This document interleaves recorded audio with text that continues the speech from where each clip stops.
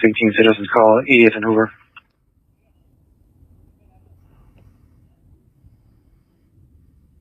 Do you want to identify?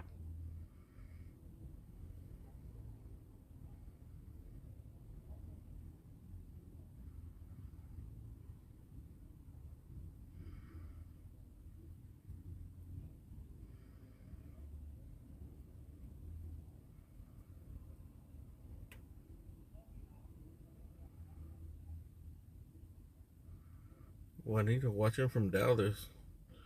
What's up? Tron. You watching from Dallas. How'd you get to the channel, Juanita? Attempt suicide, 1020 West 13th Street, apartment 5. So there's a live female, white, 35 years, wearing a pink shirt. Murder comes traditional. Platoon 233, RD 563.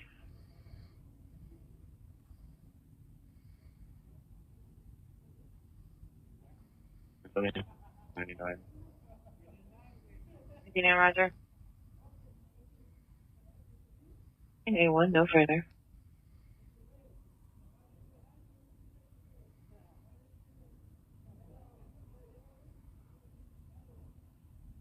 What's up, Shane?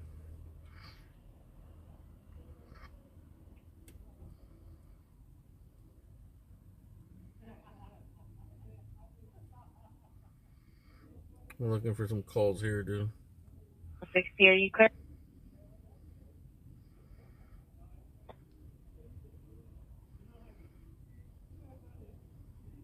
George 30, you show me clear. George 30, Roger.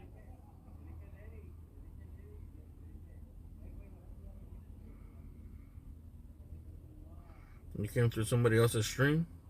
Who?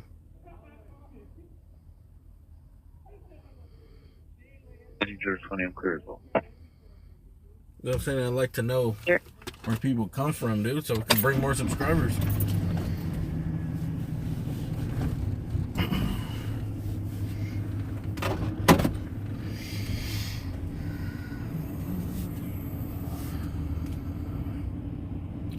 I'm gonna start a separate channel though, one for the news, one for like messing around, like what we did today. I'm gonna keep the news stuff separately though. 17 available to handle domestic violence, code 2 and RD 1245, identify. I think it's time. Because I think that's what's limiting the channel growth. Like this channel, I'm just gonna keep it this channel, I think. This is where we're gonna be all like 65 would take that last call. where I play music, mess around, whatever. But the other channel, I want to get like a straight news channel with all the clips, and I can live stream when I'm only doing news there. Can you go to comment, please? 65 in front of location, suspect vehicles of black Audi. The suspect's a female, black, 33 years. No further yelling, attempting to run her vehicle into the PR's vehicle. PR is inside her residence. Because all this is it's definitely, I didn't think about that, but I think it's fucking with the algorithm. Like this channel never gets recommended to people because of all the copyright strikes and of everything just being so different all the time. And I put different hashtags and all this shit. If I just have the same thing all the time, you know, if I just put like media, press, stringing or something, and that's all I do on the whole channel, and every one of my videos has that, and there's no copyright strikes, I think it would grow that channel.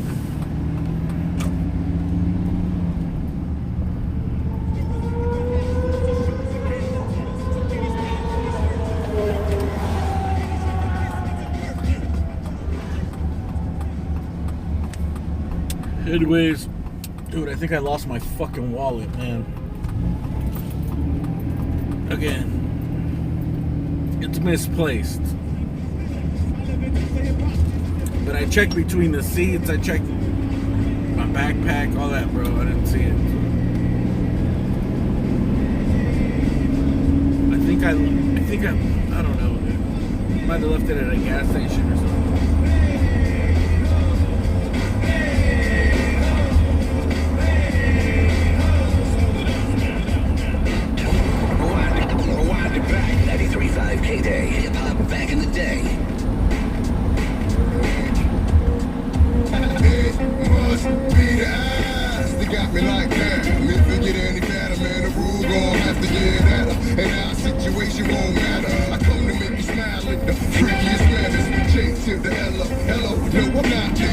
Shit.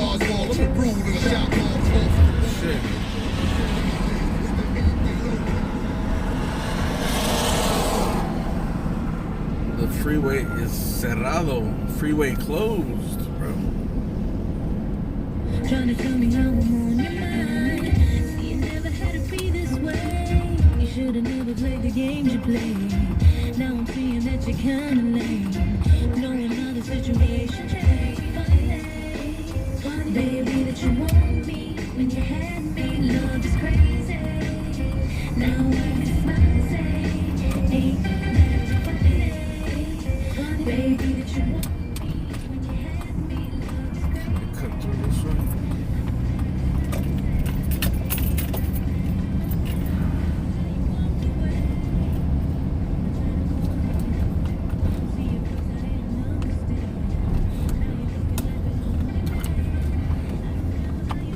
Look at that antique chair, dude.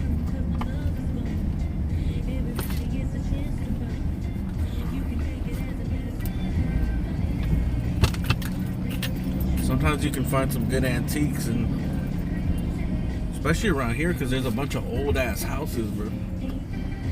There's people that haven't done anything to their houses in forever. Look at that house, dude.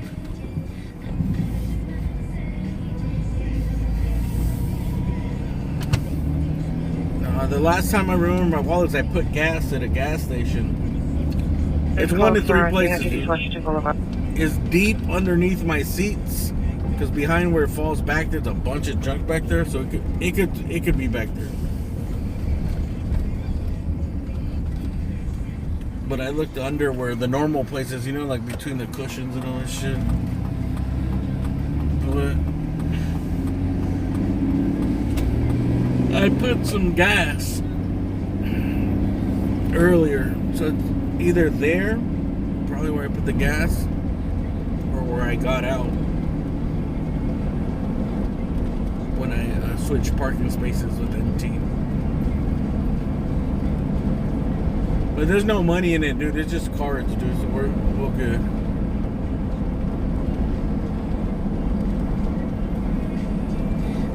It just had like 2 debit cards in it. It's like a...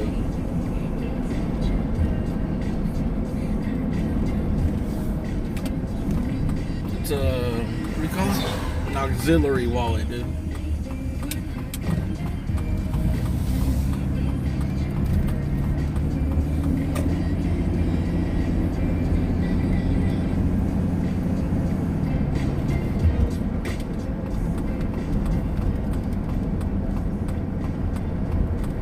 Carrying too much shit.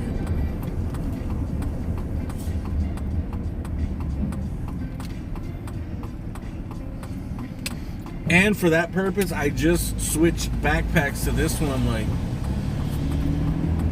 I didn't get another backpack.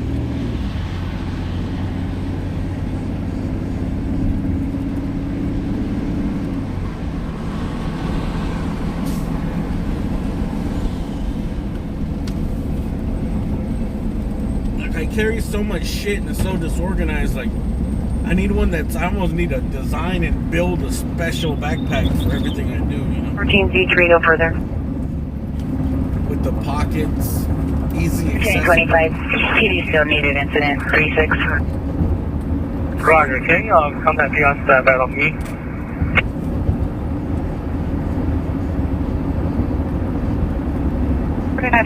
Change the FB11, you can stack 241. 411, Roger. Dude, I almost went crazy looking for my phone I lost last time.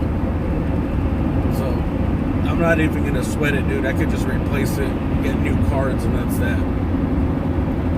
I'm gonna order them probably. If I could do them online, I'm gonna just do it online, or else I'm gonna call in tomorrow. Hopefully I have enough cash later on to survive a couple of days. 1411, you should be code 6 with 14 out of 25. 1411, Roger.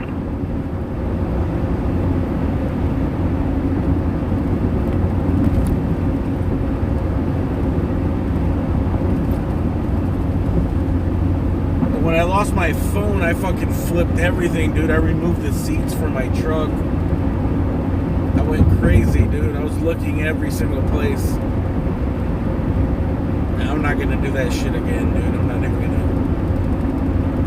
I'm just gonna give another look during the daytime and underneath the seats. If it's not there, ordering new shit.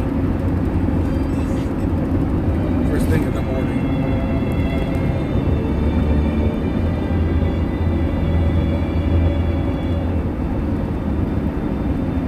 Did Waifu get back?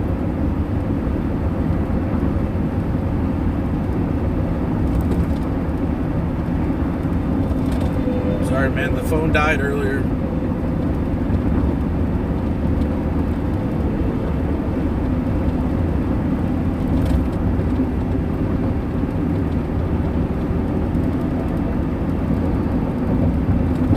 It's just a pain in the ass doing this shit, dude. The ship. All the cables, batteries, chargers you have to carry on top of your wallet, your keys.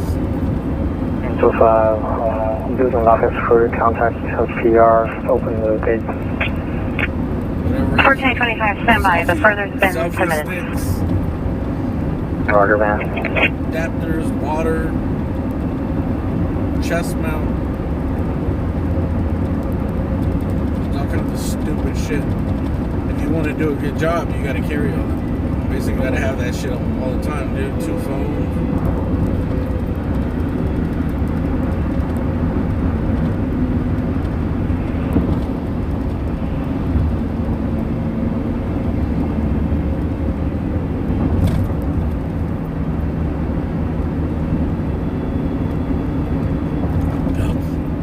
I should get one of those police belts and shit, man. Walking around in basketball shorts and a police belt.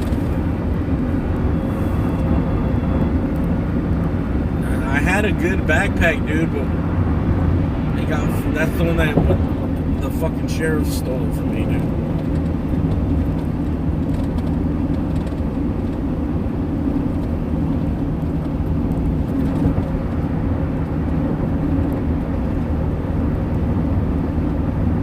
That one was perfect, dude. The way that, like, it had so many different pockets and compartments, so like I always knew this is my pocket for my keys and my wallet. This front pouch, I could have all my chargers in there and the cables. I even had little pouches in there for extra cables.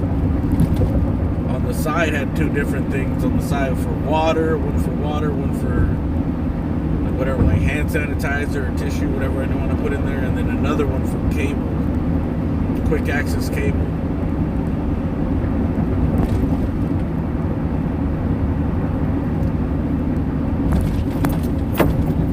And just since you're always like on the move, you're always forgetting something, dude. Like imagine like every time you move, you have to have all that shit with you, kind of.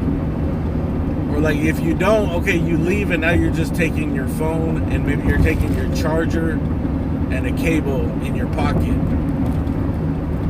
And then you get your keys and your wallet and all that shit in your pants pockets.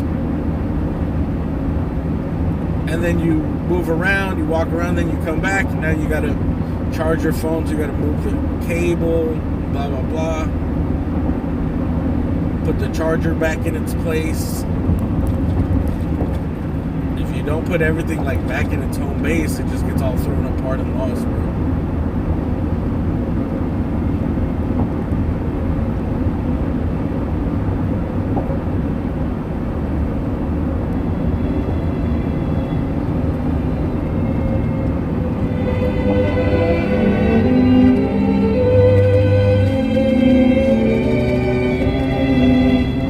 Dude, I can't even buy food right now, bro.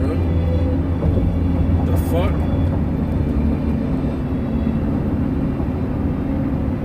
That's a horrible feeling, dude.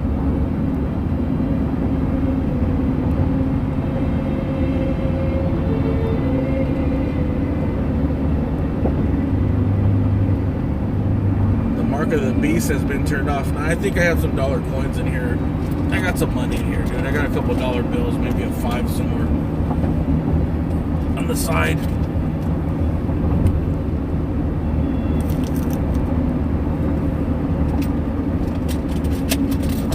Thank God I only have my debit card in that one, dude.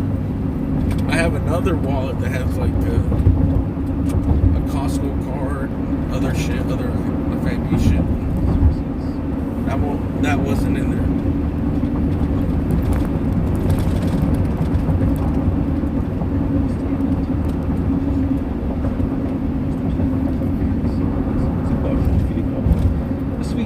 I wanted to get like those pop things that go on the back of your phone. United in the City 23 is following 200 suspects eastbound 46 from Western.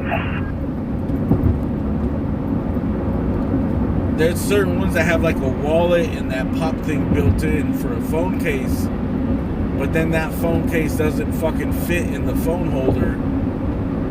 Like right now, and the phone mounts, it doesn't fit in there with that pop shit. It's stupid. Flight has an on-frequency standby. 12-8. 77 units in pursuit of 211 suspects eastbound 45th and Western. 45th and Western.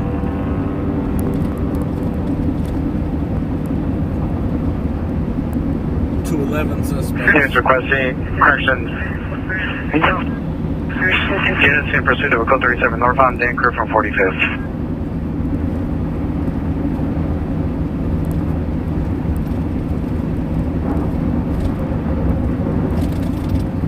Number 3 southbound Harbor from Vernon.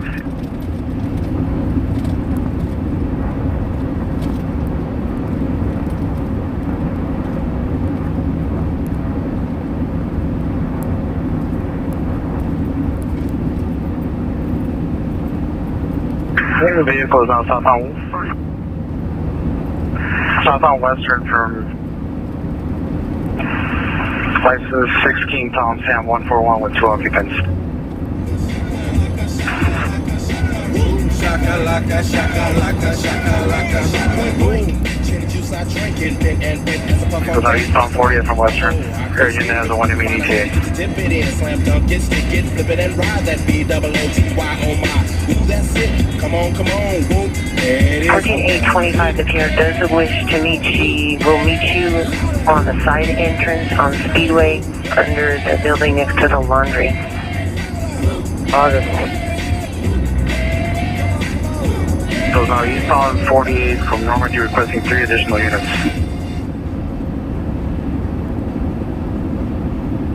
Dude, that's like a chase, I think. Eastbound 48 passing Woodlawn.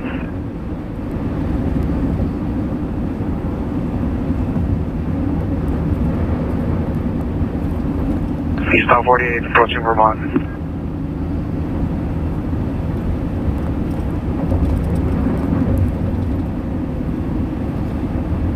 I'm gonna get me a nice. Eastbound 48 approaching Hoover.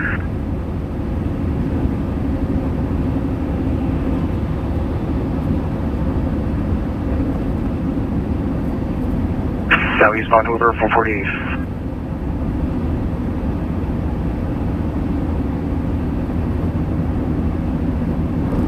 Three King, shows code 6 with 25. 1452, roger.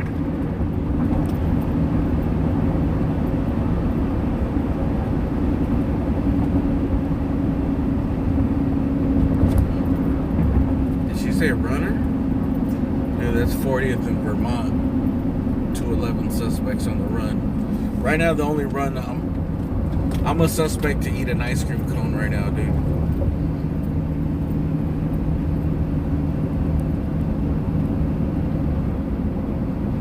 Suspect, possible ice cream cone. Maybe I'll nab. Continuing westbound 47th. Maybe I'll nab the hamburger. This sounds like it's a chase though. 47. Eastbound 47 through Vermont. I don't know if they put the lights on them though. Yeah. They're following them. They requested more. Because sometimes I've heard where they request more. They request a backup before they actually put the light on.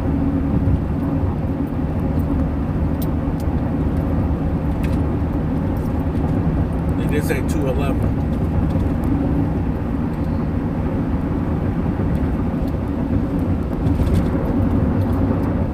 putting the wallets, the ID.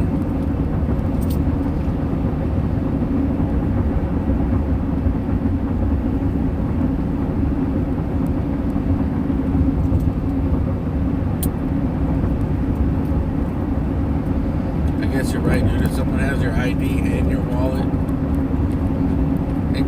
and your phone, they got it all, dude.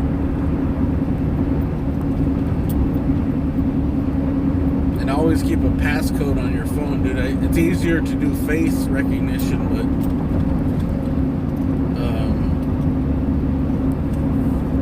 the lawyer said to always keep your passcode. Keep a passcode on your phone, because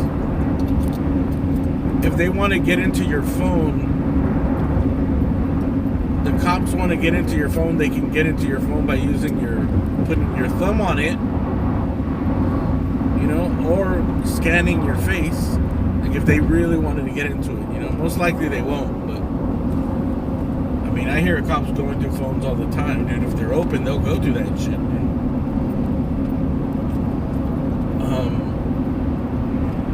And also, like, if it's something big and it's like they need warrants or whatever, you have the right to remain silent, and you can just never tell them the passcode.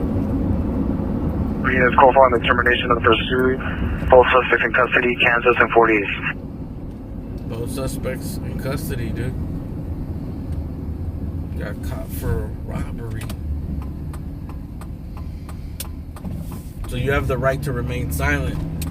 So they'll never be able to get it out of you. They'd have to actually send it in to, like, whatever, dude. They'd have to break in forensic. It'd have to be some major case for them to go into it.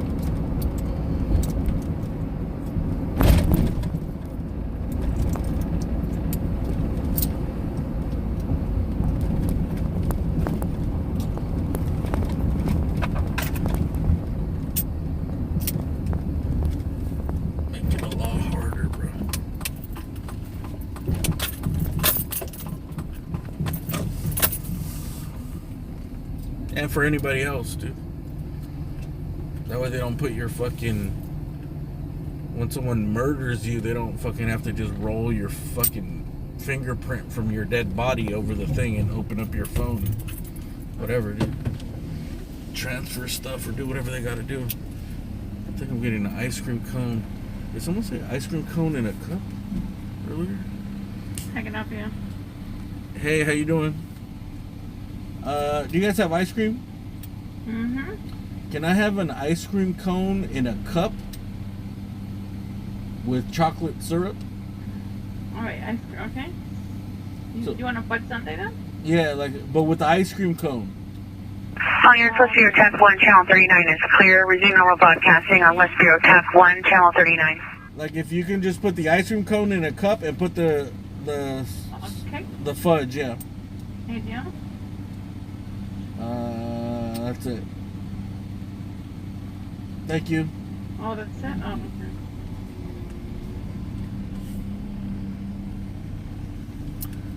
Let's try it, dude.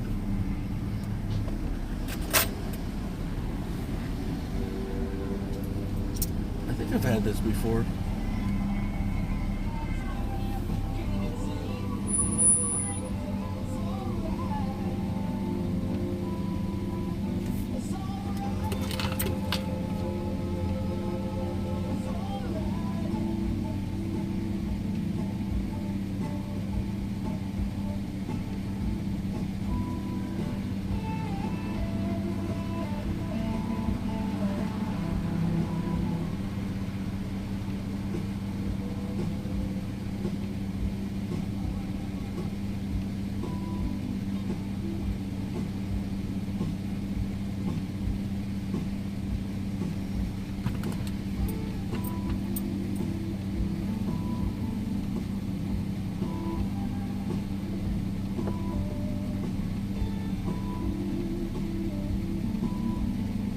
Michelle Antoinette. Dude, that's a specific... Nunez Nunn? Who is that, dude? Who are you?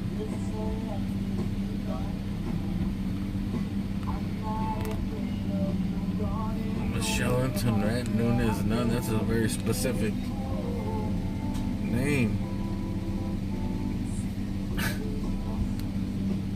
I hope that's not your real name. You never want to use your complete whole name in the internet.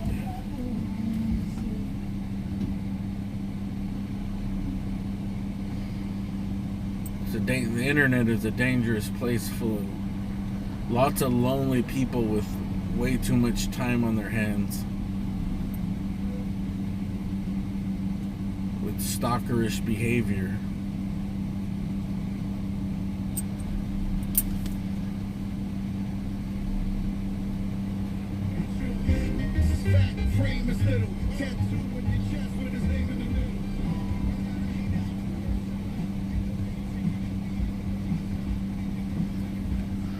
Waifu, you're back. We're playing Between the Sheets for you next.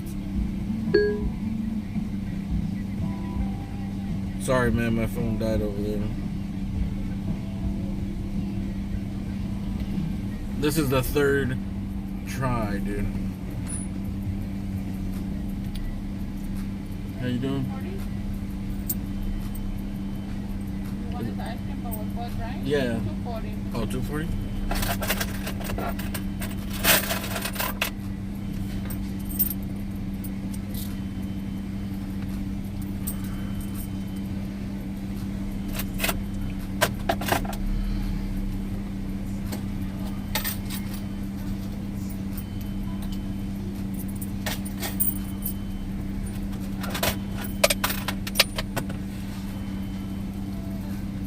Thank you.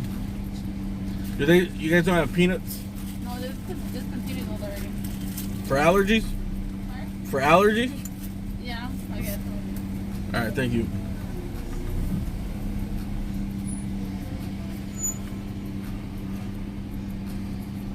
We got the Hare Krishnas here. Tweaker Hare Krishnas. Those guys look like brothers. Damn, dude, that dude looks spooked out.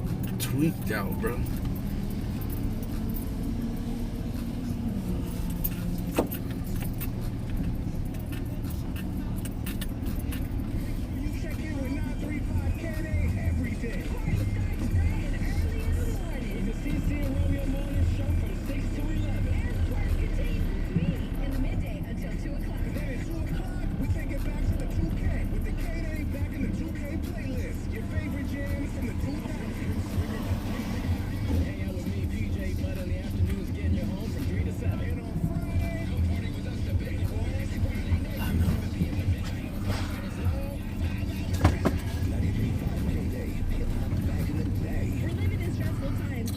So you don't want to play the song, Waifu?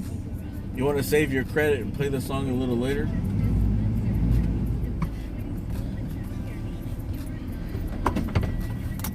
How about we save your credit? You can play some fucking Black Sabbath later. AC/DC.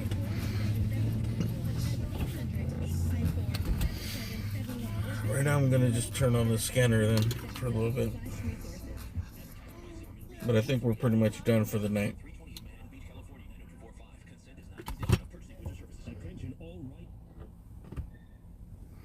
I'll let you check out these tweakers and see what the zoom like.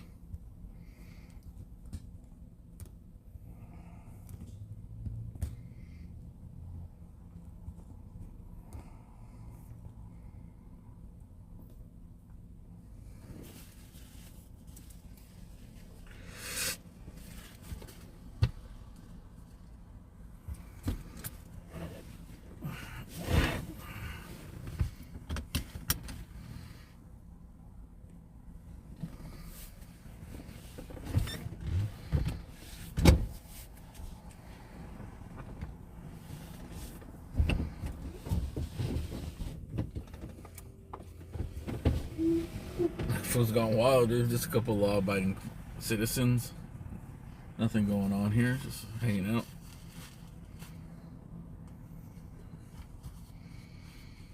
Hey, man, you got any good stock tips? Hey, man, I'm telling you right now, dude, you guys need to really invest in Bitcoin, man. I totally see AMC as really undervalued, at least 50% right now, bro. Yo, I'm telling you, man. Start off with Robinhood, bro. Start up. Just make an account.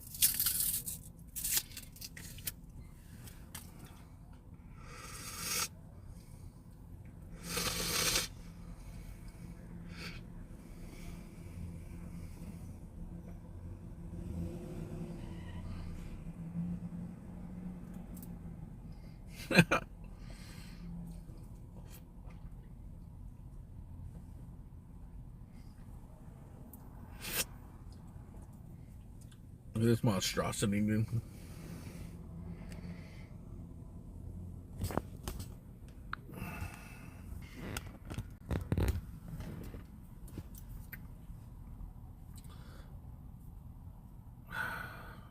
I wish you could give better instructions, but this would be like too much to ask for an employee to do.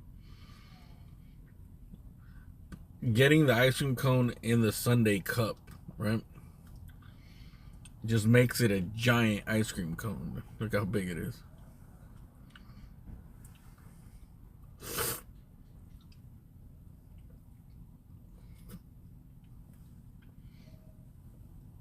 I think this shit isn't even dairy, dude. It's like fake ice cream. McDonald's.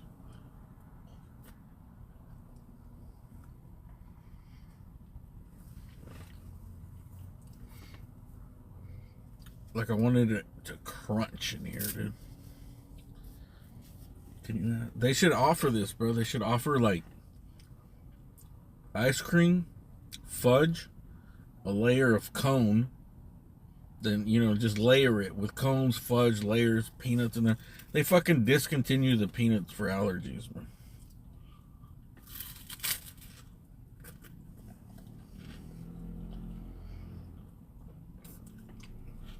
They had them in the little packets, dude. That was enough. Now they're completely off the menu.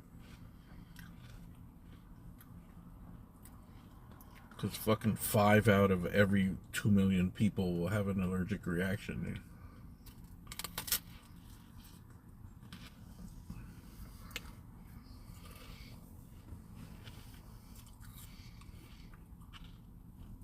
Yeah, the fudge got ripped. I got ripped off, dude. It's at the very bottom.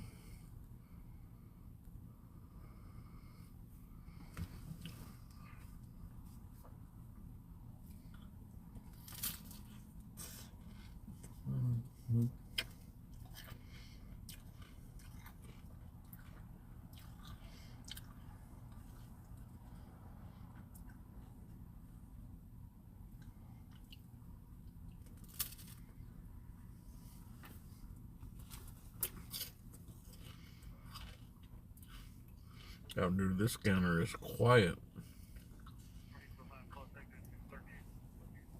Alright, let's see the difference between this scanner, the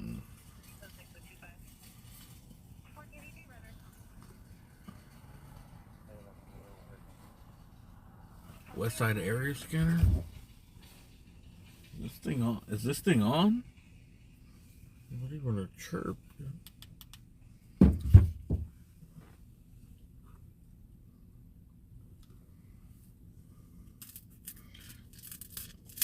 We'll do a compare and contrast with the South one.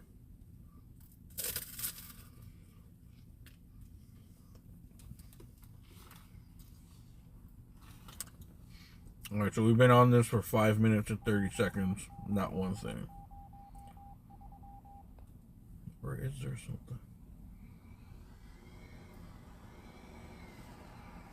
Now we're going to go to the South. 2. Let's see how long it takes for some call to come up.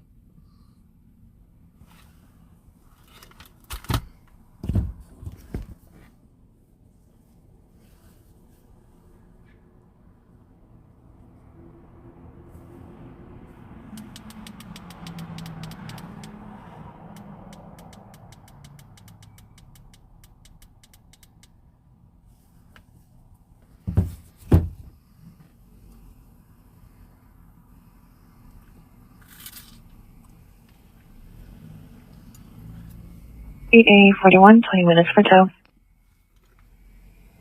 40 seconds.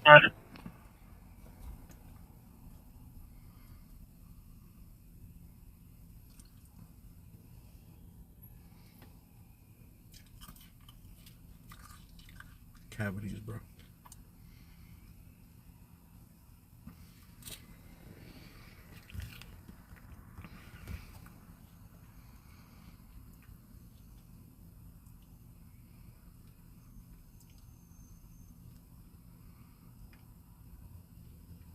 Wander.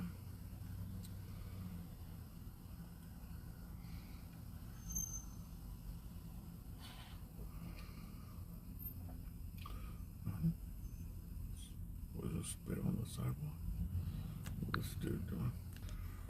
Look at this fucking mega fucking van, dude. Look how stretched out that shit is. That ain't your fucking regular van, dude. That shit. Dude, that shit's extra pervert. It has an extra pervert bedroom in the back, dude. That shit's extended.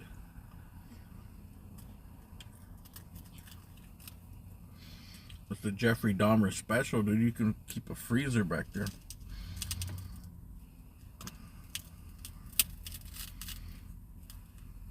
Oh, it's for sale.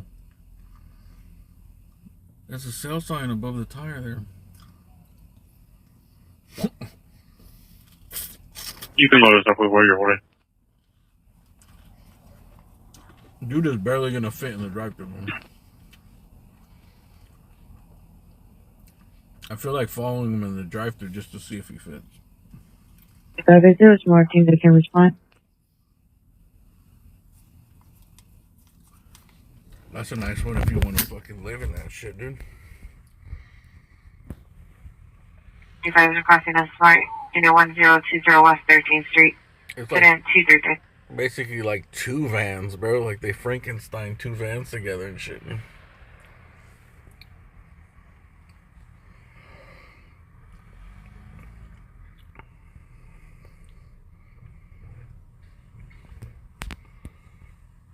That shit smells like fucking carpeting. Someone living in there. I don't know. Depends if they smoke. Well, if they're living 25 235, 20 or less. if they're living in it, dude, it's impossible for that shit not to smell. Any enclosed small space like that, bro. All the smells just bake into the fucking carpet and the cloth seats and all that.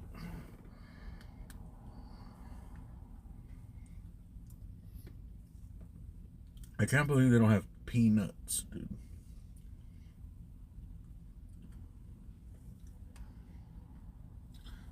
I wish that I could just go to the drive-thru and say, hey, can you give me an ice cream sundae?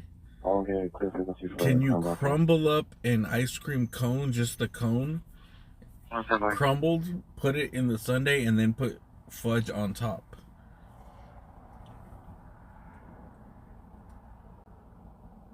Go ahead. That shit would cause like a complete meltdown, dude. McDonald's would stop. Approximately 15 minutes ago in front of 3207 West 73rd Street. Suspects were last seen in a newer white Buick four-door sedan. So you want a sundae and two ice cream cones? Four suspects are all male black, in their 20s, roughly 5'6", 160. One of the suspects had a gray jacket and another had a black jacket. No further for the remaining two. All four were armed with black finale. And then property taken with a gold chain with diamonds. Damn. Yeah. Galaxy S20 cell phone and a black Gucci wallet camera. Got a gold chain and a diamond. 8th Bro. Avenue, suspects are 3 male blacks, 20 years. Code 2 and 1030 3622. You can't be stunting on them, dude. You better tuck that chain in, bro. You can't be walking around with a gold chain and a diamond.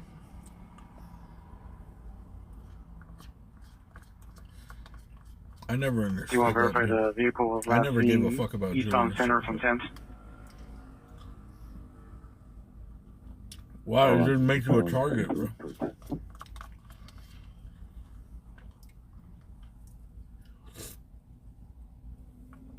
You know how many people have fucking gotten their face rearranged or robbed or killed for stupid train?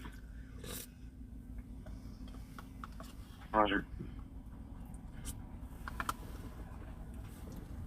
Oh, this is Armed 11 occurred approximately 15 minutes ago from 3207 West 73rd Street. Suspect vehicles and newer model white Buick Velocity eastbound 73rd from 10th. Suspects were 4 male black, 20 years, 5'6" to 160. Suspect number 1 was wearing a gray jacket. Suspect number 2 was wearing a black jacket. Number 4 no further. All suspects were armed with a semi-automatic handgun. Property taken was a gold chain with a diamond cell phone and a black Gucci wallet. Information incident 260. And a black Gucci wallet. Damn, they caught a baller, bro. They knew. Gold chain, diamonds, a Gucci wallet, bro. It's probably a fake gold chain, fake diamond, fake Gucci. Look at this dude. There's Mad Max in it over here. This dude about a dirt bike to drive through.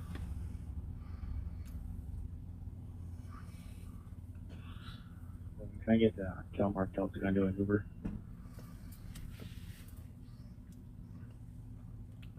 And the Hoover? Try convincing a woman to not wear her expensive wedding ring. I don't know anything about that, dude. To be honest.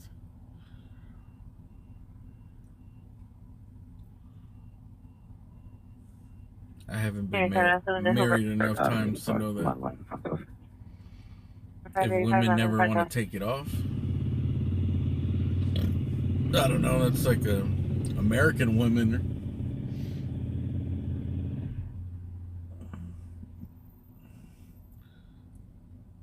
Like my mom wouldn't wear that shit, dude. She wouldn't care, dude. She'd be like, fuck that, I ain't gonna wear no fucking ring. She'd be the first one to tell me. On the front desk. So they can fucking rob you, cut your arm off. Oh, we got something going on. Do you guys see a transaction happening over here? What's this dude with the bike showing up here, dude? I will call 632.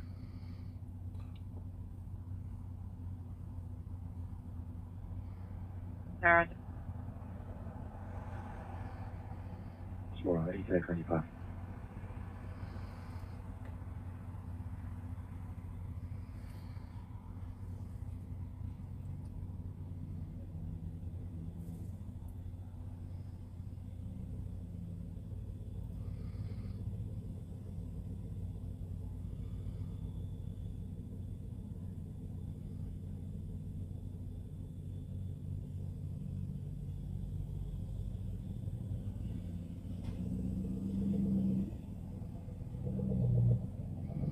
Who got robbed?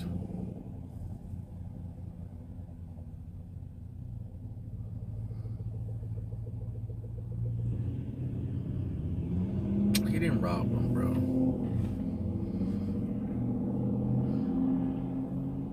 You guys just seeing things. You guys see what you want to see, bro.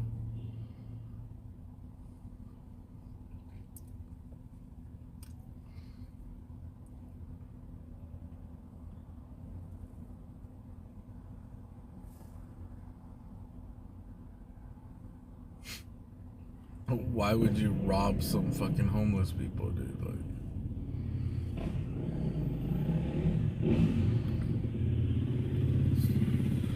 what is this? Fucking Mad Max over here, dude? We got monster trucks, fucking dirt bikes in the drive-thru, tweakers.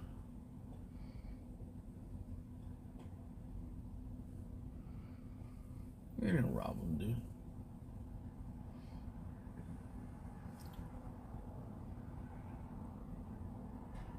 West 13th Street. Rob them of what? 97, 20 minutes. For cigarettes? 5060. 2 loose cigarettes? 212 318 RD 392. Information only, possible stolen vehicle in the area of Century and McKinley, 2 miles in unknown direction. A Ford 500 four-door red, license 8 Lincoln Frank Young 844, 8 Lincoln Frank Young 844. Information only, incident 5045.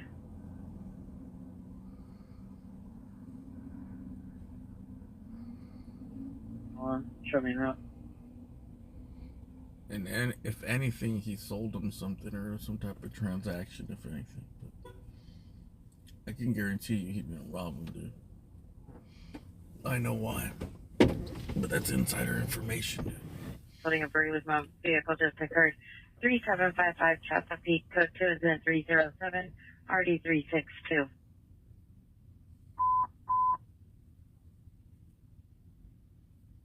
Units, possible shooting just occurred at 3612 Maple Avenue, 3612 Maple Avenue. Here I heard 4 gunshots and possibly unknown suspect in front of apartment complex. 3 incident 320 RD 1342.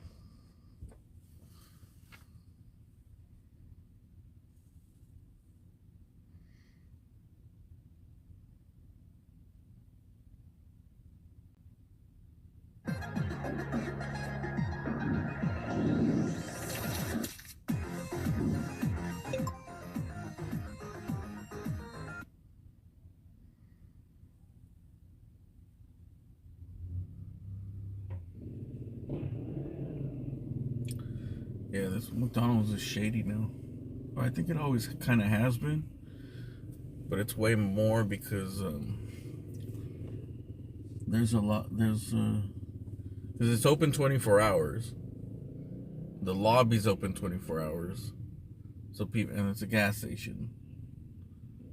It's pretty much around here. I think it's the only thing that's open 24 hours. You know, that's like, yeah.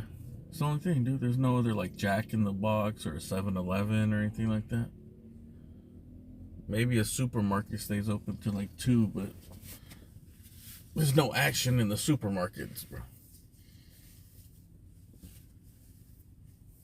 So people come here to use the bathroom, get some food, beg for money, make their transactions. And there's a big ass homeless encampment in the wetlands. And most of those people, there's like those people that live out there, bro. That's where they come, dude, middle of the night, bro. This is their Walmart, their local Walmart, dude. You get cigarettes, whatever you need. Rolling paper, cigarettes. The only thing they don't have is fucking beer here, but honestly, I don't see a lot of fucking alcoholics anymore in the streets. Like, I never see people that are drinking and alcoholics. They're all in the streets because they're on heroin or meth, bro.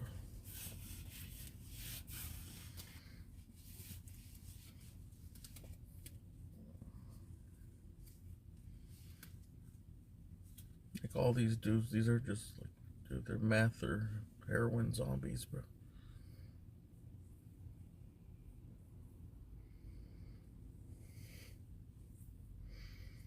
That's not Harry Krishna.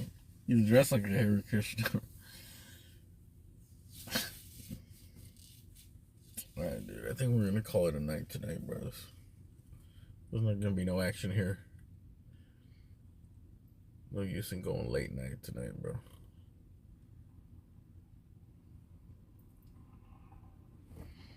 Right, can you show me route to incident 281? Look at this guy, dude. This guy's a young fucking Charlie Manson over here with his guitar.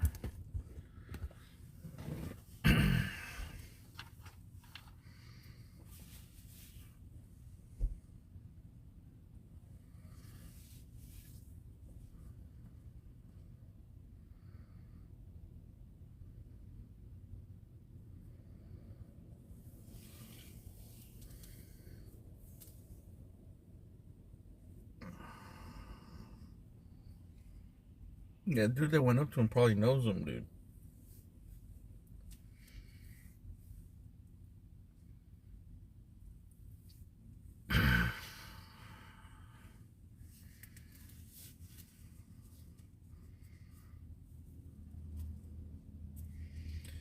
And if you're gonna rob them dudes, there'd be no need to pull out a gun to rob them guys, bro.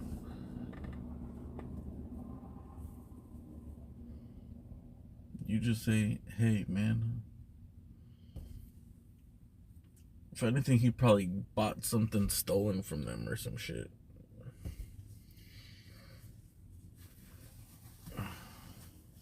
People are always fucking selling shit, dude, on these streets. Remember that guy tried to sell me that bike lock, and I was like, fine, dude. He's like, help me out, man. I need the money, bro. I was like, I don't need it. I don't want it, no. I know that shit's stolen. But he might have found it. Someone might have thrown it away. Because I doubt they would steal, like, a bike. A fucking $6 bike chain to resell, you know? I mean, they're smarter than that, dude. They steal fucking, when they go to stores, they steal, like, specific shit. That's why all the razors are locked up. That's why the fucking baby formula is locked up in all the stores. Because all those fucking desperate thieves, they know exactly, they steal the smallest, most expensive thing.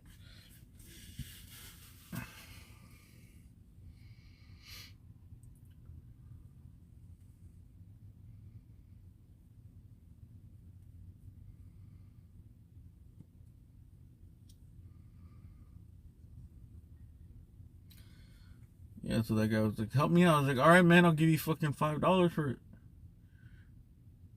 No, hell no, you gotta give me more. Oh, there goes that big van.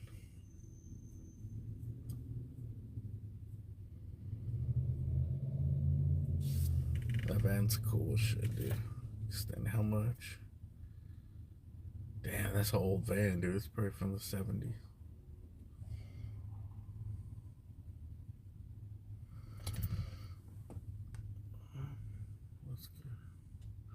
The bacon soda? I don't know, dude. I don't know if that's good. Princess and Pirate. Princess and Pirate, are you Bees and Butterfly? Are you guys the same person?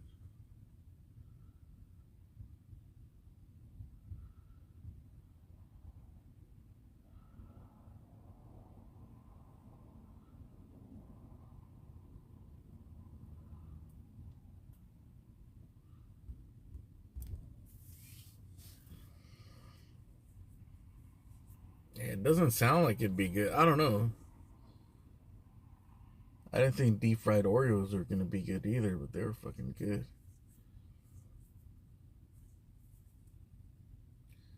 But I have a sweet tooth, you know, like I enjoy sweets. Some people that, you know, that if you don't have a sweet tooth, like a lot of people don't like fucking shit like that. Like,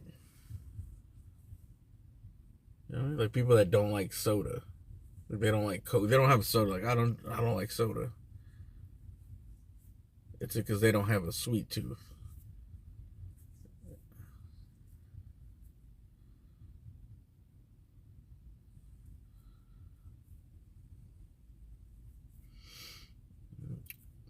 Yeah, the corn soda, I seen that too.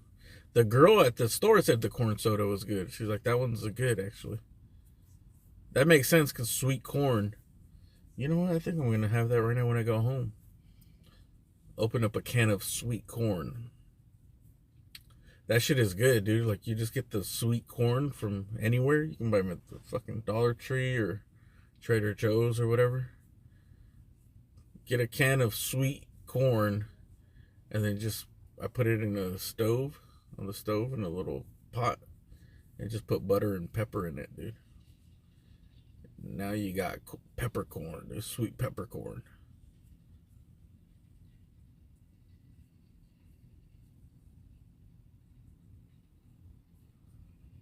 Like, that shit is good, bro. Like, you can top a steak with that or something, dude.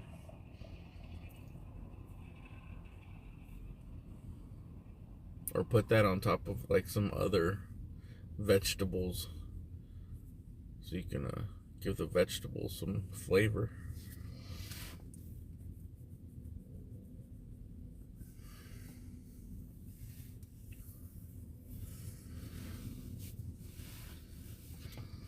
Corn off the cob. It's pretty much.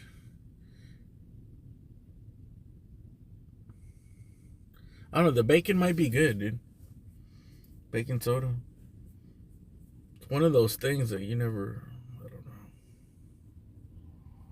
I think one time I had an avocado smoothie that was surprisingly good. I was like, this is going to be disgusting. Avocado smoothie? But getting the sweet corn... See, look, there's another guy giving them shit. It's just like the people that live on these streets and the beggars, they all know each other and they look kind of like... There's an underground economy, you know? People give shit away. Like, I've gone to donate 2 times. Shelby Code 6, Marine and 2nd on 38 Henry Mary, 859, Alabama. To the veterans, there's a drop-off thing over where the vets sleep on, what is it, Federal and Wilshire. There's a drop table. You can go, if you guys have stuff to give, go down there and donate it to them, because there's a bunch of veterans that live out there in fucking tents, dude. Second on Alabama, 38 Henry Mary, You know, there's so many homeless people there living in the tents and they need shit, bro. And what was I gonna say? Oh yeah, a lot of them, like, they take stuff because if it's any good, they take it back to their tents. And then they barter it later on or take it for other people, dude. Some of them just hoard the shit, but...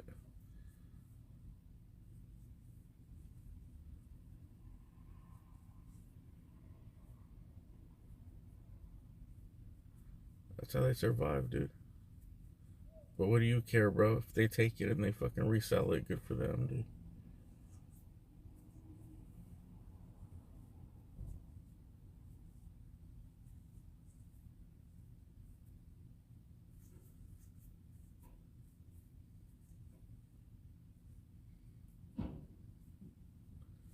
If you want a good apple pie, dude, may I recommend the Popeyes apple pie is way better than the McDonald's apple pie.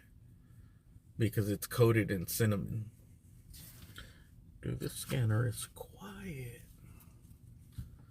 The Popeyes apple pie is coated in cinnamon, dude, much better. I can't even imagine how good it would taste hot. And Popeyes also has... right now, some beignets, dude. Hershey's chocolate stuffed beignets that looked fucking really good. But I had already ordered the pie. The pie's so good that they sell out of it like every night, dude. I think that's most... I don't know. Maybe that's just because Popeyes is such a horribly run company.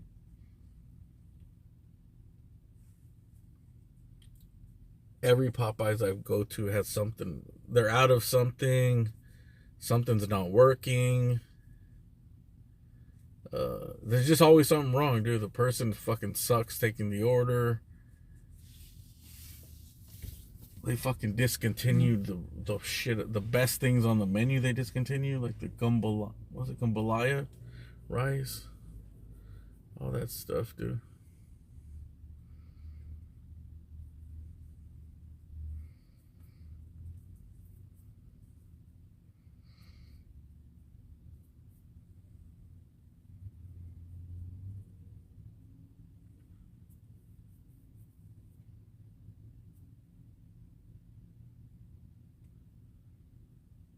Their program. No, some of these is not, they don't want to be homeless. They're just, a lot of them are just mentally ill, dude. Like, if you're fucking fucked up like that and mentally ill, it's not like you're not gonna show up to one of those programs, dude. It's like, that's the last thing in these guys' minds.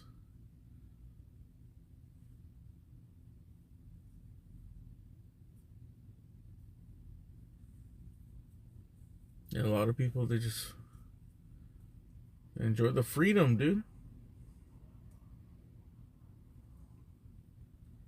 It's just that... Canada neighbor to see at 1246 Crenshaw Boulevard, that's at 0344 and early 759. It's mostly having to deal with drugs, bro. 7869, last call. 769, roger. Monitor comments for officers health and safety. All the homeless has to do with mental illness and drug use, bro. Pretty much all of it. That's what the cause is, or what's keeping them there. So they're hooked on drugs, and they're mentally ill, bro, or both.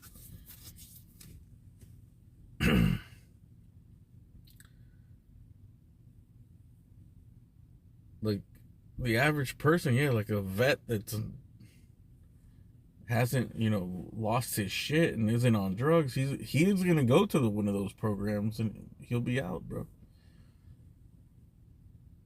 If it's just like a financial hardship, bro, those guys will go to those programs and they'll get a job and they'll find a place. And most of those guys, they'll be back on their feet, dude. After the program, a year later or something, dude. But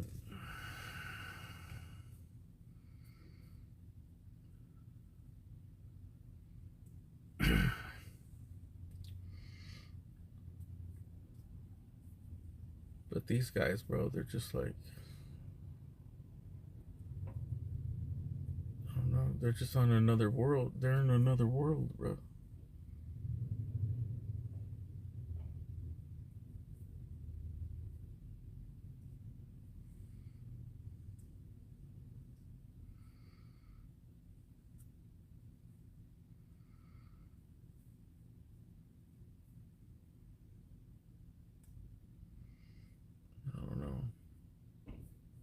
I don't know how the homelessness gets fixed here, dude.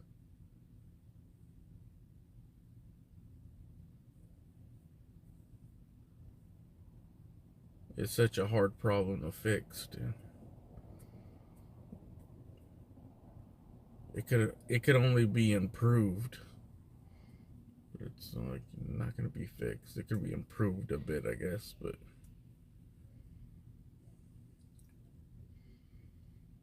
yeah, like most of these people that are out of it and on drugs, but they're not gonna go fucking. You could give them a housing, dude. You could give them a fucking house, and they're so out of it, dude. The house is just gonna be fucking torn down and ripped to shreds within fucking couple months, dude.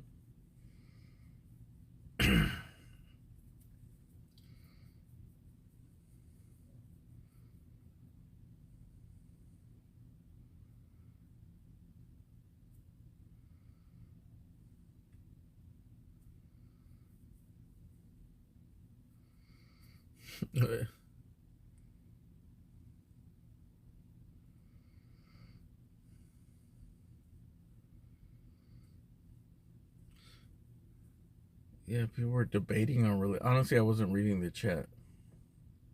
753, we're going to be code 6. We're down to Pico. Unable to locate the PR. Any further?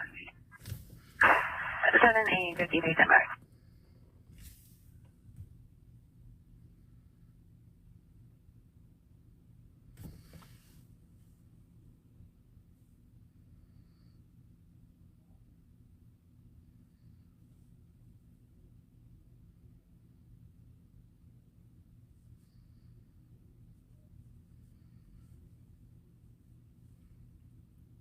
There was a pursuit on PCH and Sunset, and they canceled it because it was too dangerous, bro.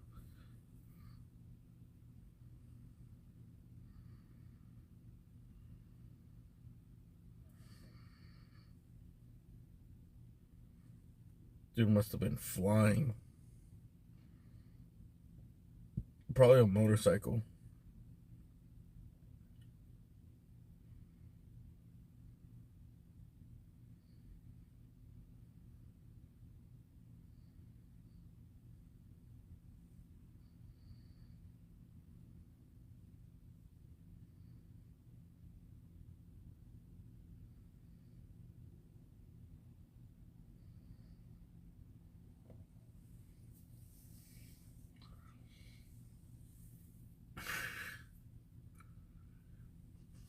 Yeah, I'm going to bed now. I was hoping to hop in on a chase, but I'm going to sleep.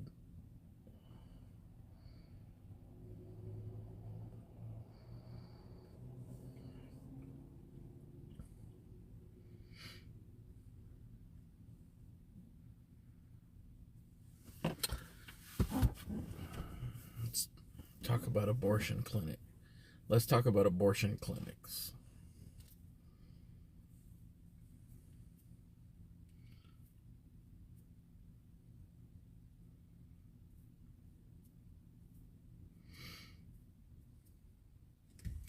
Yeah, I think that mushrooms are good, dude. Like, they can be good.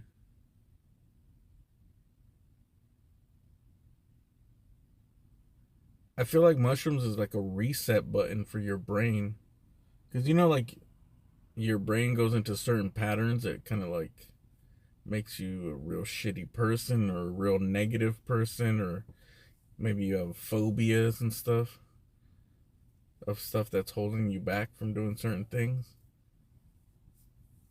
Like, a lot of people say when they take mushrooms, like, a lot of that goes away, bro. Like, because it just opens up their mind to, oh, it's like a reset, dude. I remember when I did mushrooms, like, I could feel, it felt like someone was massaging my brain. Like, that's what it felt like. You know, like a scalp massage? Like that, but on the brain. They used to call it like frying. You know, like, oh, you're frying on mushrooms or acid. And it just felt like it was like a massage for my brain, dude. I felt like it was God's fingers just squeezing the brain. Like a massage, dude. Like, it went in waves like that, dude. That's how I felt it. And it felt so, you know, it feels so good, dude.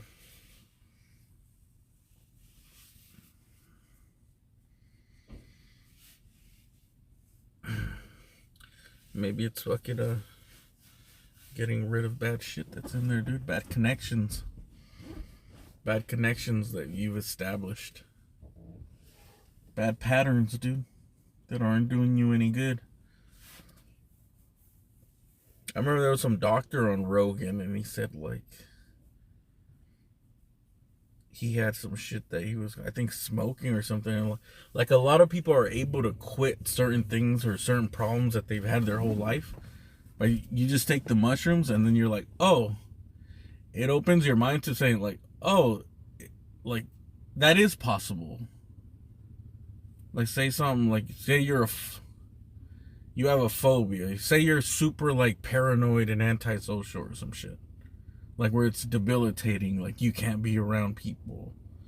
You have a fear or something like that. He said for a lot of those people, like, they take mushrooms and then they're like, instantly when they get out of it, they're like, oh, you know, like, maybe I can. Maybe it isn't. Maybe I can do those things. Like, why was I fucking stuck on that?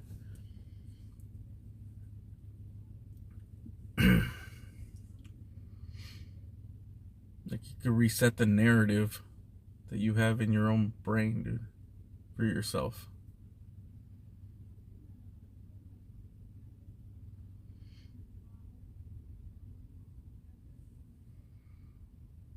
Nice thumbnail, dude. Thanks, dude. I just clipped my thumbs.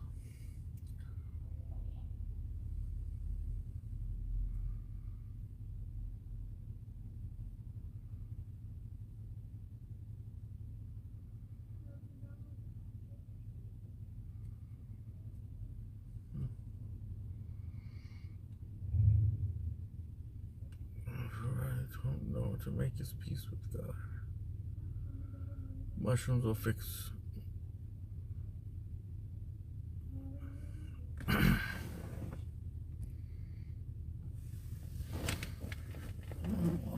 don't know what you're trying to fix there, dude.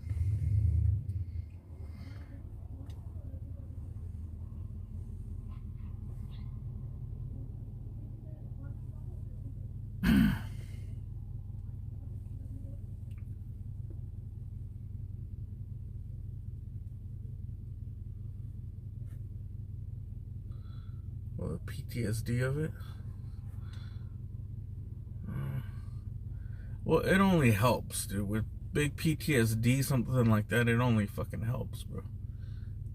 I don't know. For some people, I think it can fix it, dude. But it can help.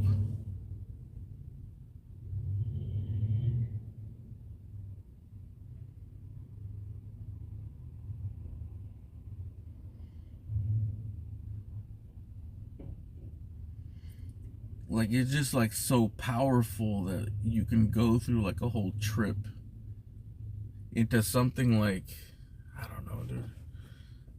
What could you compare it to? It's like time, right? Like time heals everything, right? Time will heal a lot of fucking problems that you have, a lot of traumas and PTSD.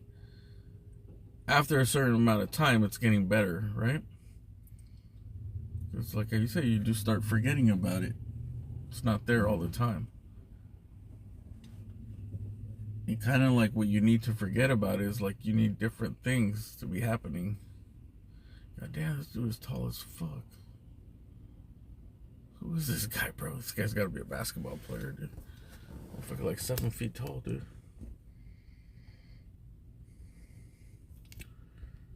This fucking look at this tall ass dude right here, dude. That got out.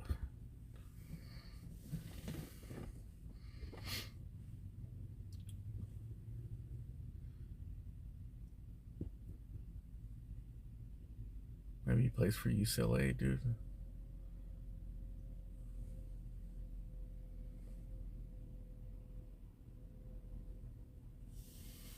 No, he could just be a tall guy, dude, but he looks pretty in shape and athletic, dude, and young.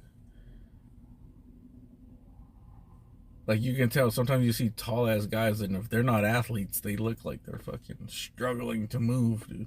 They're giants.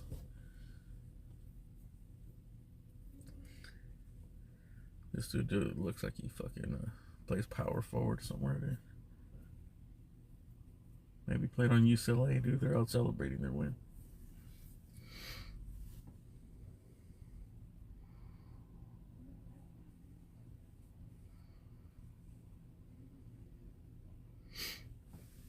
I don't know what I was saying, dude. Well, yeah, so like the mushroom tube, it's kind of like a time travel where all that is compacted, like the things that make you forget about things, right? Good experiences.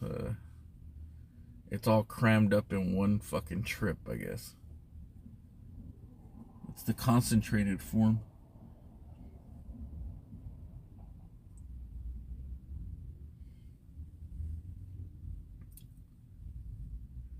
But I don't know. It can be or it can't be, dude.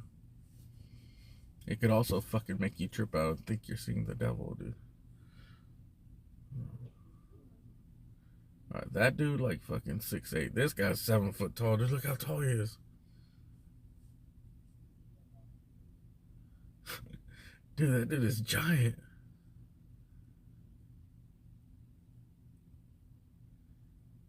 The dude in the back. Oh, they must be in an Uber.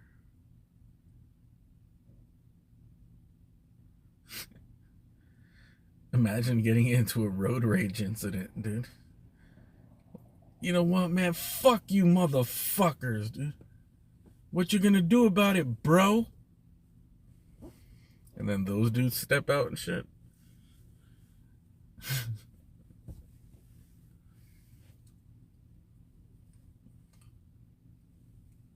They're either college players or they're pro fucking athletes. They gotta be basketball players, dude, not fucking football.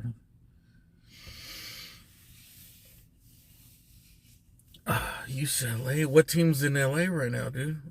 They're probably UCLA players, bro.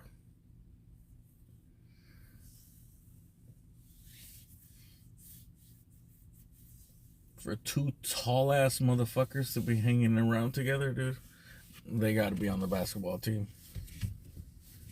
I've never seen two dudes over fucking 6'5" hanging out together that weren't on a basketball team together.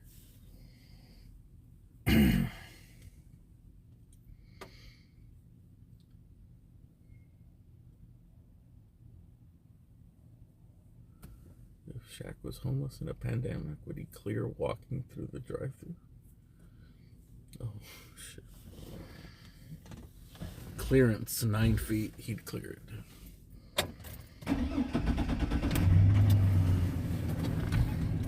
There used to be a lot of athletes around here, sports. There used to be a lot of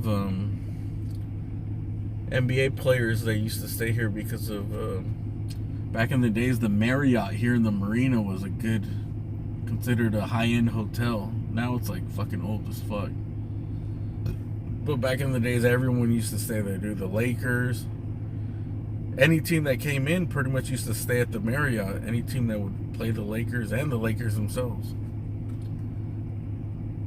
That was a spot to go get autographs and shit. That Marriott was like the shit, dude. They would have the baseball card shows there. The trading card shows. Like once a month or once every 2 months. And they'd have that big show, dude. Which is cool as fuck. We just go with like fucking $1. Try to get 10-cent cards and shit.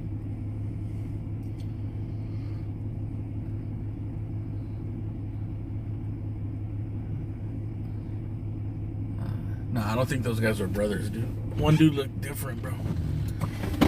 The dude on the left was like lanky and tall as fuck and skinny, and the other dude looked like bigger, and he looked different, dude. He was like light skinned and like bulkier.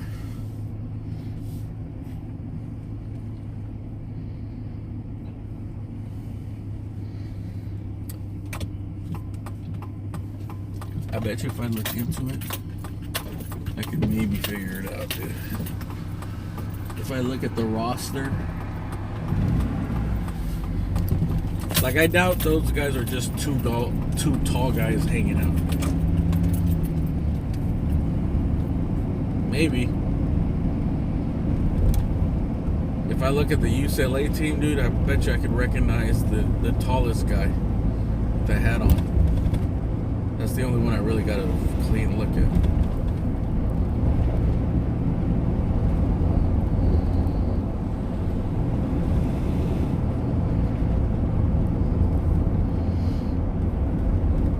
What if there's a third guy? Because I don't think that's like... Here's the thing, like, if they're pro basketball players, they're not driving that car, dude. They could barely... That dude can't drive that car. It's like a mid-sized, small fucking SUV, dude. So they're either in an Uber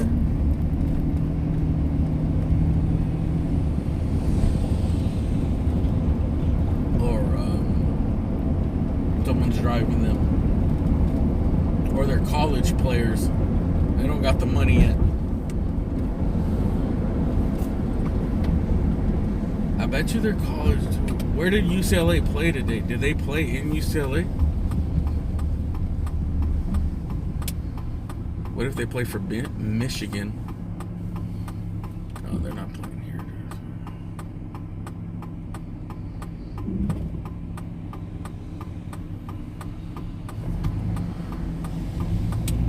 That's not. Hey Siri. Last song. Can you play Basketball Jones? Sorry, I couldn't go back. Hey Siri. Can you play Basketball Jones by Cheech and Chong? Now playing Basketball Jones by Cheech and Chong. Thank you. Yeah, that dude was tall as fuck though. The guy on the left. The other guy was big as fuck. He was like fucking 6'6", but this guy was like fucking 7 foot. So that's how like Lamar Odom looked, dude. Like I've seen Lamar Odom. I went into his house a long time ago to like work on some shit when he was on the Clippers, and he just looks mad like that. It's just like, it's unbelievable how big they are, you know? You can't hide anywhere, bro.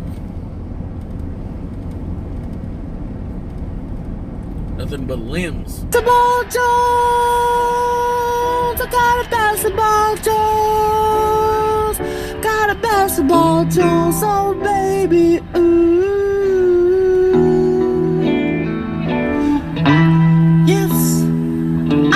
Victim of a basketball Jones. Ever since I was a little baby, I always be dribbling. In fact, I was the baddest dribbler in the whole neighborhood. Then one day, my mama bought me a basketball, and I love that basketball. I took that basketball with me everywhere I went. That basketball was like a basketball to me.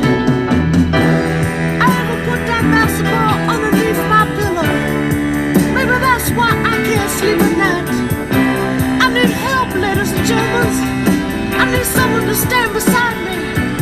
I need someone to set a pick for me at the free throw line of life. Someone I can pass to.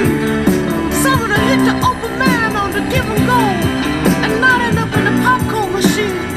So cheerleaders, help me out. I got a basketball job. Oh, so sweet. I got a basketball job. Sing it out. Come on, Coach Booty, Red Blazers, sing along with us. Basketball job. Everybody, basketball job. I got a basketball job. I'm feeling baby. I want everybody in the whole state to stand up and sing with us.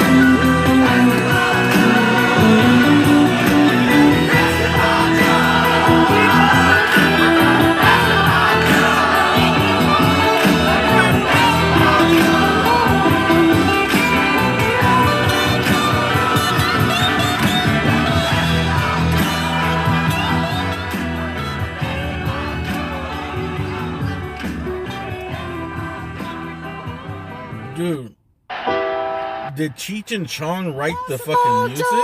Did they write the music? Or there's no way they made the music. The music is really good, dude. The singing fucks it up, though. Like, if it was a song, another song about something else, it's really just his voice fucks it up, but it's not even a bad song, dude. But the actual music is dope.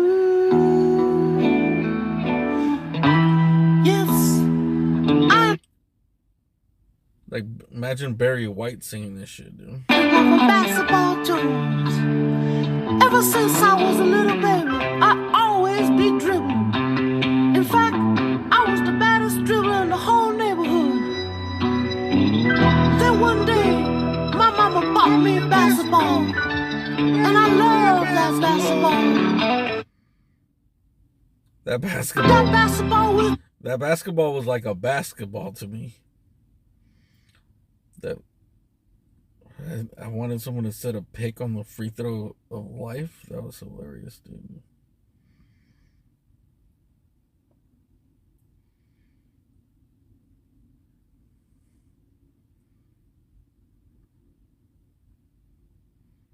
I need someone to set a pick for me at the free throw line of life.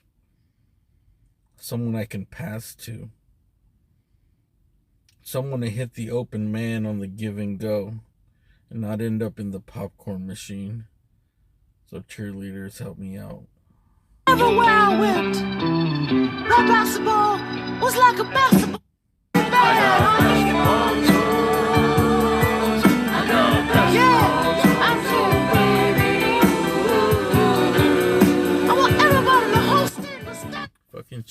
dude. Cheech fucked it up by doing that high pitched singing voice, dude.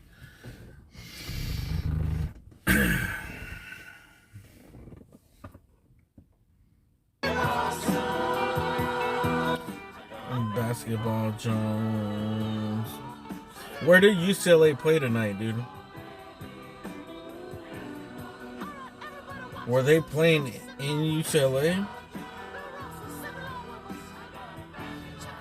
No, right? Where do they have the tournament?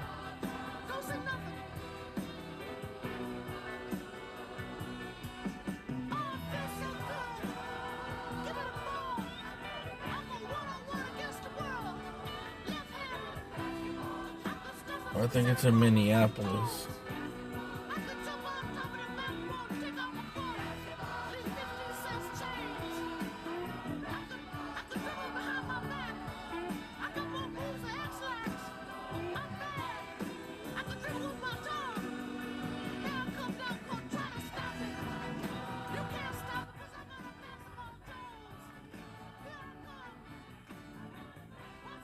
Let's see if the Clippers are in town. Were the Clippers at home today?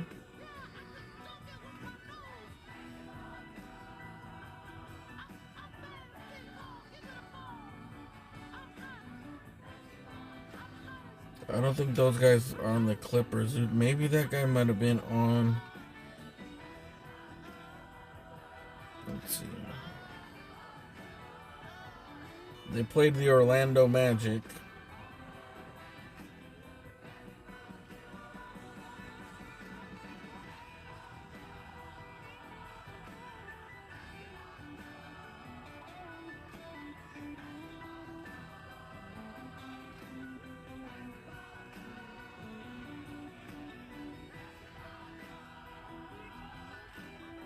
Dude, could it have been Mohamed Bamba? That dude was like, fuck, it was Mo Bamba, dude.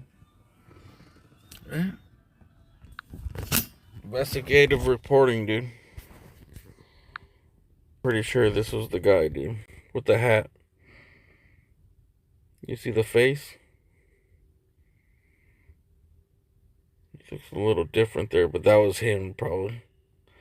7 foot on Orlando Magic. They just played the Clippers tonight. That was him with the hat, dude.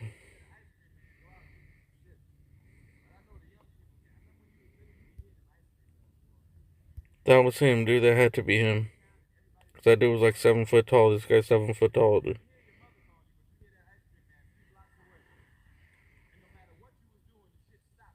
So that had to be him, dude. Investigative reports, dude. Watch, we'll see the rest of the roster. We'll see if we find the other guy, then we'll really know. Orlando Magic roster. The other dude was a little bit like 6'6", and he was bulkier.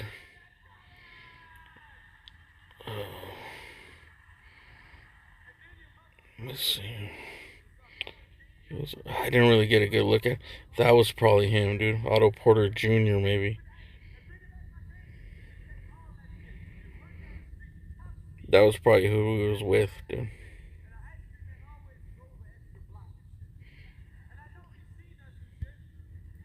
I didn't really see his face, but he was like bulky in his complexion. He was pretty big, but he wasn't as big as that dude. Like he was like 6'6" or something.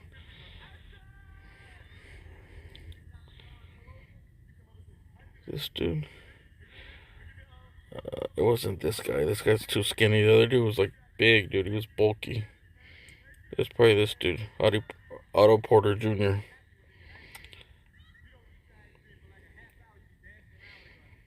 There we go, dude. Yeah, that was him, dude.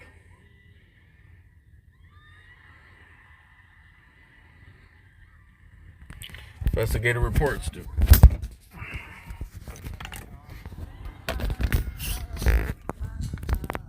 They're probably chilling, dude. They played in LA, played the Clippers, beat the Clippers.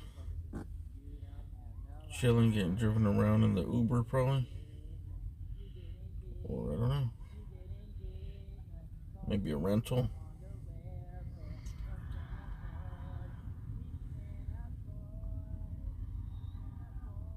Yeah, this guy's 6'8". So this is who he was with, because that dude looked big too, but the other guy was big as fuck, dude. He was 7 foot tall for sure. Basketball Jones! Basketball Jones! You can tell it was him though by just his face. He had the same baby face. He just had a hat on.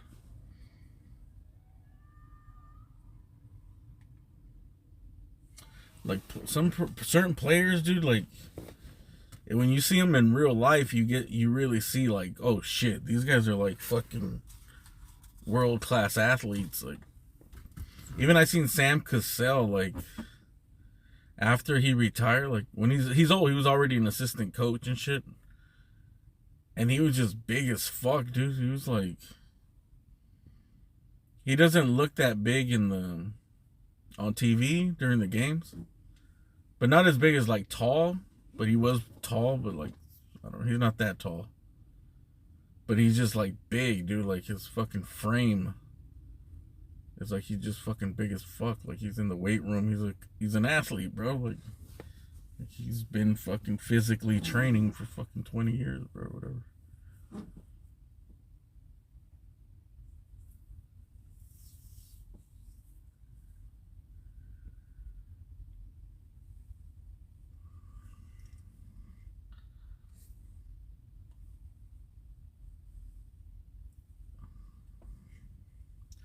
Yeah, I'm sure even like Draymond Green would look huge. Like those dudes are big as fuck. And the ones that look like buff on TV, those guys are huge in real life, dude. Like I would imagine someone like Blake Griffin. You know, he's like real fucking stocky and bulky. Like that dude would look like fucking really big in real life.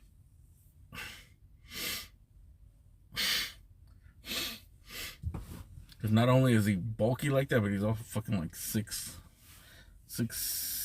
or 6. I don't know. They exaggerate their height sometimes. Blake Griffin is. They said he was 6'10". He's not 6'10", dude. He's more like 6'6". But he was like gonna play power forward, so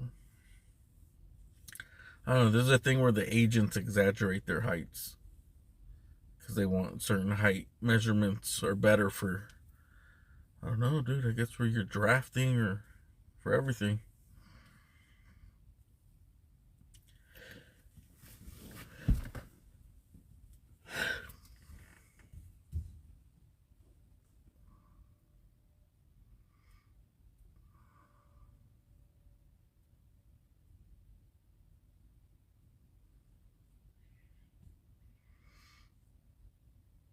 That guy was Costas from the Lakers? I doubt it. Antetokounmpo's brother? Maybe. It kind of does look like him. Could I be completely wrong on my Mo Bamba?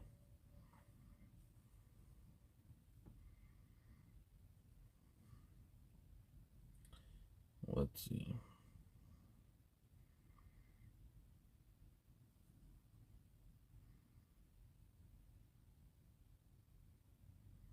Site 610.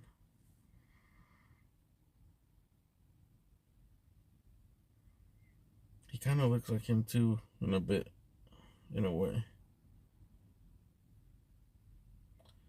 Here, let's see the roster. Then who was he with, dude?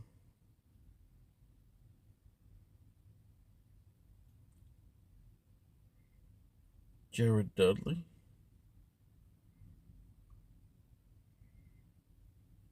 Taylor Horton Tucker.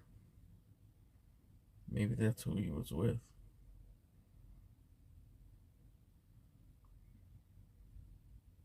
That dude did look like him. He was kind of stocky like that. But I thought that was Otto Porter Jr. It was like NBA Jam, dude. It was either Mo Bamba and Otto Porter Jr. or it was Taylor Horton Tucker and what's that guy's name? Giannis's brother.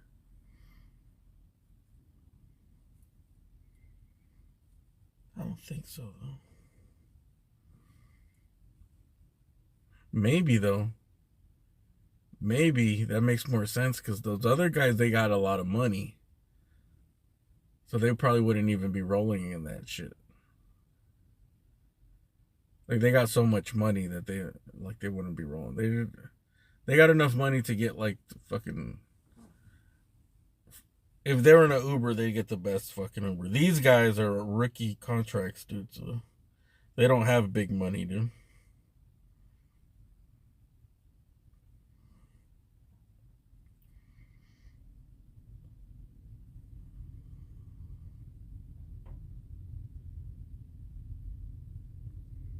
It kind of does look more like him, actually, in the face.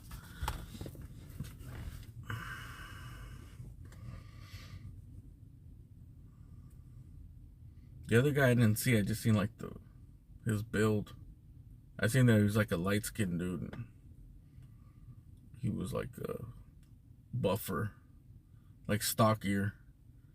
Not like the other guy was just like a beanpole, dude.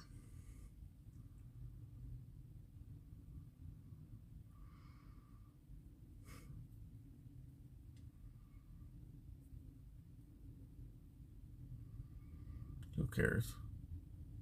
Who cares? But it's kind of, I just wanted to know. It probably is. It's one of the two. Where the Lakers playing? Or if the Lakers are at home right now, then it's them. I thought it was Orlando. It made sense, perfect Orlando, because they just played the Clippers today. Here. Let's see if the Lakers got a home game tomorrow.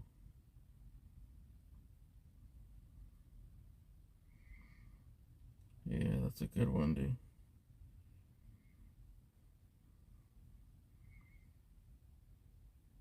I should put it up on the YouTube, get a screenshot, put like, is this Mo Bamba or is this fucking the Greek freak brother, Kostas? Yeah, they got a home game tomorrow too, bro.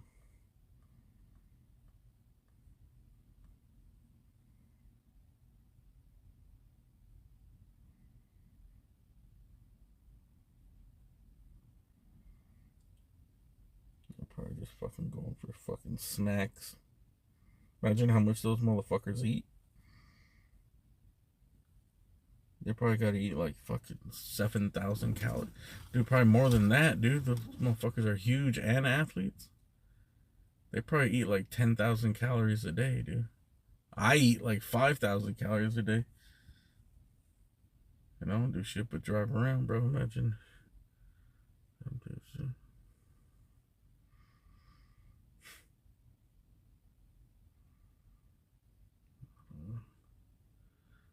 Well, it's not their obligation to give money to the homeless, dude. They don't have to.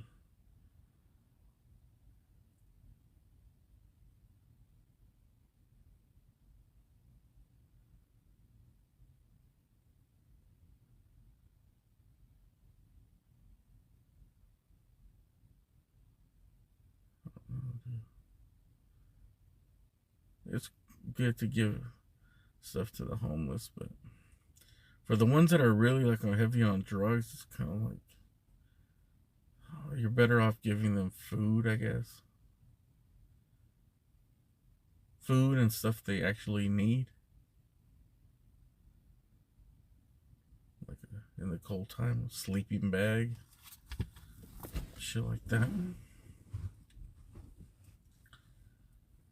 But believe me, dude, if they're fucking like addicted to drugs, it's hard to tell though who's addicted to drugs, bro. Like, I feel like a lot of these people on the streets, like they're high as fuck, and then they sober up, and they could be sober for like a day or two, but they're still like fucked up. Like they don't never come out of that loop. And when they're high, they're fucking like out of their fucking mind high. Like they're on a meth binge. They're seeing shit and scratching shit and yelling at imaginary things for like a day. And then they'll come down and they're still like out of it, but they're not fucking like all hype like that, you know? And then you'll see them like 2 days later and they're fucking manic again, going crazy.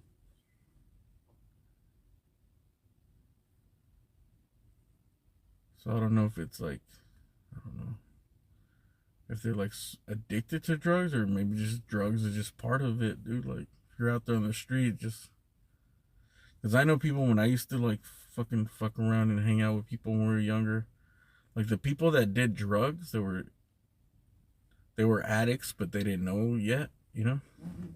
They were junior addicts. Like, they would do any drug. It's like every day they were high, maybe they'd be sober 1 day or 2 days here. But then it'd be like, I'm drunk Monday, and smoking weed. Okay, Tuesday, I'm not doing anything. Wednesday, they're smoking weed all day. Thursday, smoking weed all day. Friday, mushrooms and weed. Saturday, cocaine, fucking weed. Sunday, day off. Monday, drinking and smoking weed all day. And that cycle continues for like fucking 8-month benders, dude.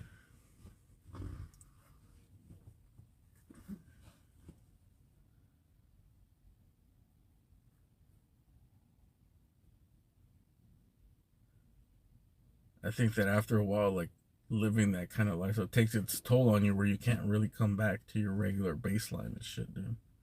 Like, you need to fucking purge all that shit out. Completely out of your system for like 6 months or a year for you to come back, dude.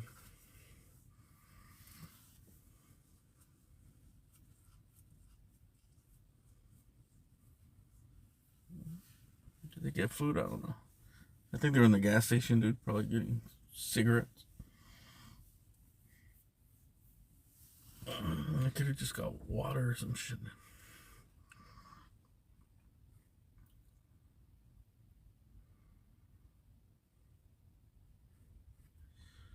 PCP. Well, that's meth, right? It's like in the same family. PCP is meth, right? PCP was crank meth. Crystal methamphetamine.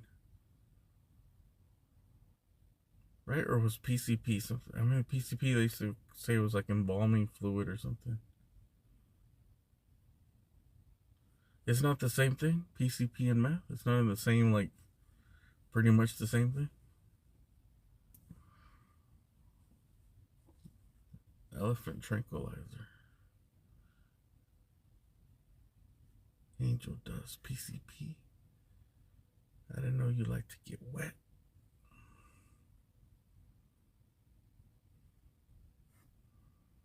So that was different, but that shit kind of disappeared. I've noticed, bro, everyone now on the street is just heroin and meth, dude. You don't see that shit. PCP, cocaine, like you don't see. Cocaine you never really seen, but you don't see crack. Or at least I don't see like crackheads everywhere. Yeah, back when I was growing up, everyone, that's what it was. People were on PCP or crack that you would see on the streets.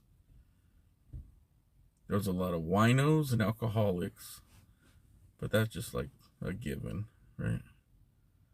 Those are really the only homeless people that you would see out on the streets. Like, not how it is now, dude. Would be just a couple, you know, every like liquor store would have their local wino outside your liquor store. Neighborhood wino for the fucking 5-10 block radius. Everyone knew the wino around. Or the one guy. Now there's fucking 100 guys. All around, dude.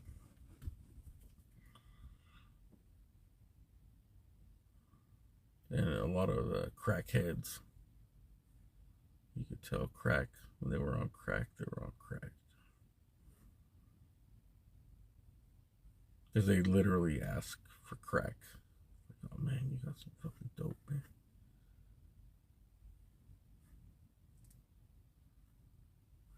Yeah, when When I was young, I used to get hit up for dope a lot and crack. I guess because I was a thug-looking Mexican kid. Crackheads used to always ask, bro.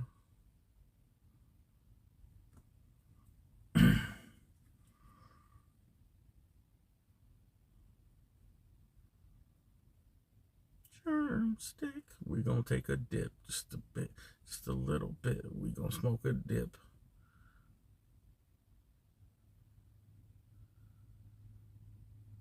The Sherm stick is PC.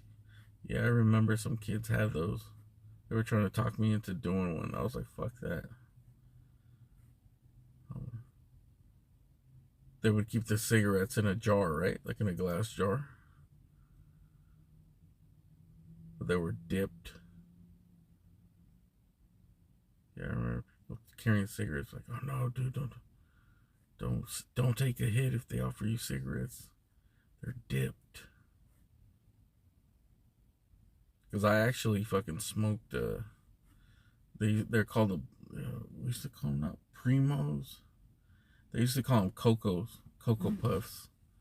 Primos were like, Primos, they're cousins. It was weed and crack. And I've actually smoked that shit before. And then there was Cocos. Is what we used to, dude, we were smoking those shits when we were like fucking 12, 13 years old, dude. Just because somebody had them, dude, at the fucking school, bro. And they would empty out the cigarette, like a cigarette, and then start packing the tobacco back in and put little crumbles of rock in there, dude.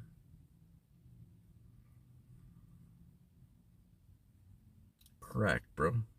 Because crack was everywhere back then, dude. That's why so many people got addicted to it, dude. It was an epidemic. It was everywhere, bro.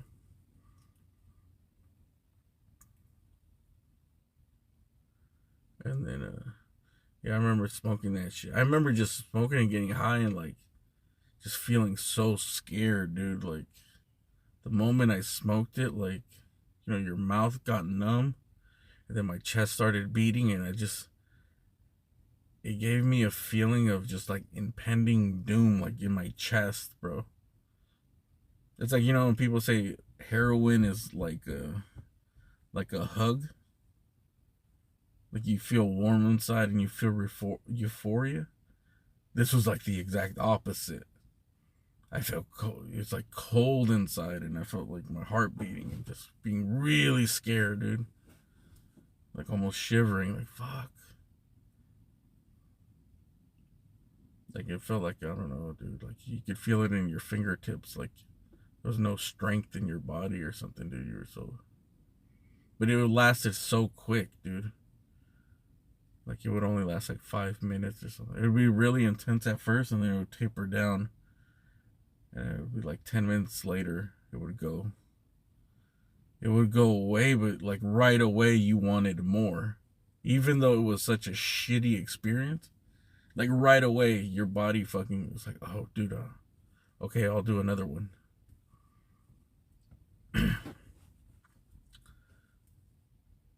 Yeah, I just never tried it after a few times there. Because I was already like, fuck, dude. Like, I could already see how people get addicted to it, dude. Like, physically. It felt like your body was like, oh, yeah, do it again. Even though it felt... It's not like it felt horrible, like, oh, I'm in pain or something. But it felt like... It's like fear. You know what I mean? Like, when you're in fear... Fear doesn't necessarily, it makes you feel alive, you know what I mean? It doesn't necessarily, it's not necessarily a bad thing, you know?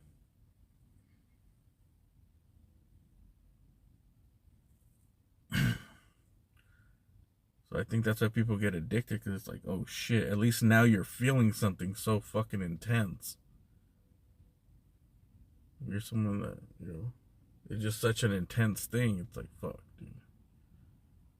If you're like DNA or mind is needing that, bro, susceptible to that? Is that the word I'm looking for? I don't know how to pronounce it. Susceptible. Like you can get hooked right away, bro.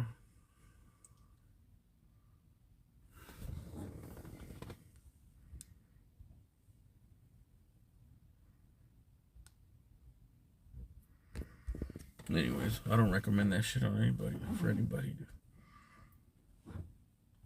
But that shit was just so everywhere, dude. Like everyone, all the kids had it because they had little older brothers that sold that shit or just had it, and you know, kids are just fucking.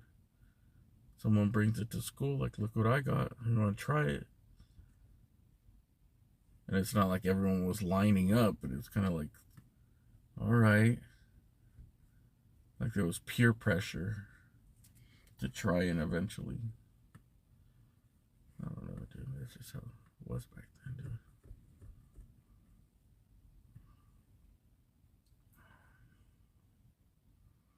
Alright, you guys have a good night then. I don't know what Rock Patrol is. The universe. Good night to, say good night to the universe. Say good night to BXM. Say good night to everybody, dude. We're gonna sleep. We're going into drug stories now, dude. We're too deep.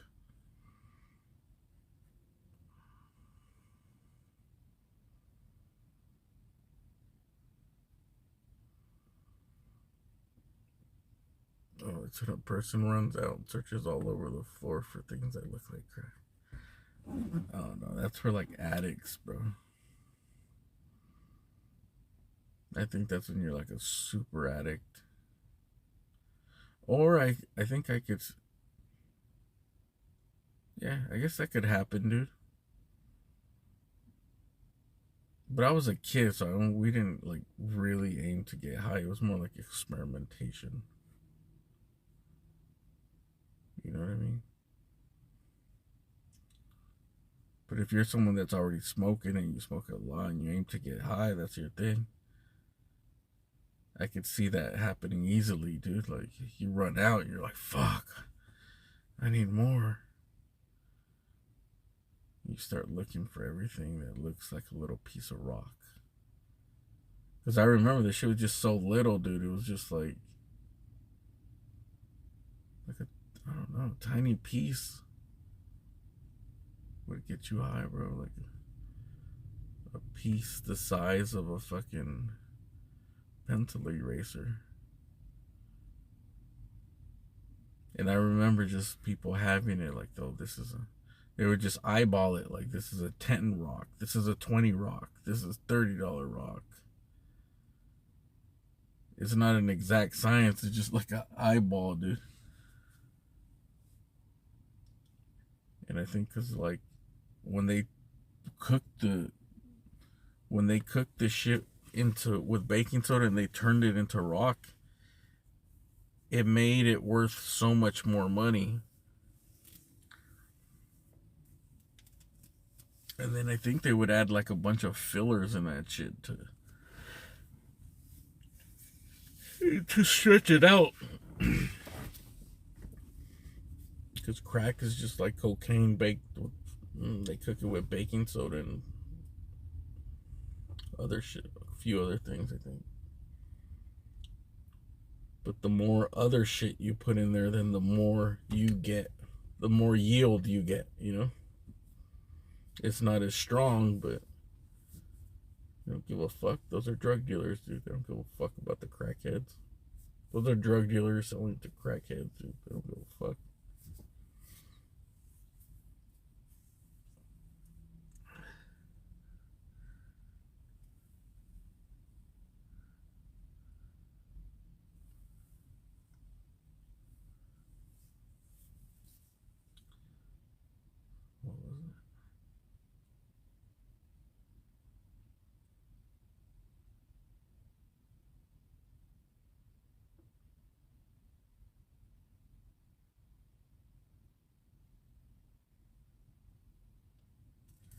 But I can just imagine that now it's worse, dude. That now worse. What's happening now, or what I hear is that like, now it's worse because before all that shit was hard to get. You know what I mean? Like it was easy to get, but you'd have to really be looking for it to get drugs. Besides weed, you know? Even weed was hard to get back then. And you'd have to be looking for it and all that, you know? Like, you could find anything you want, but you'd have to actually be out looking for it. Now, I think a bunch of the kids, they start off with pills because the pills are everywhere, dude.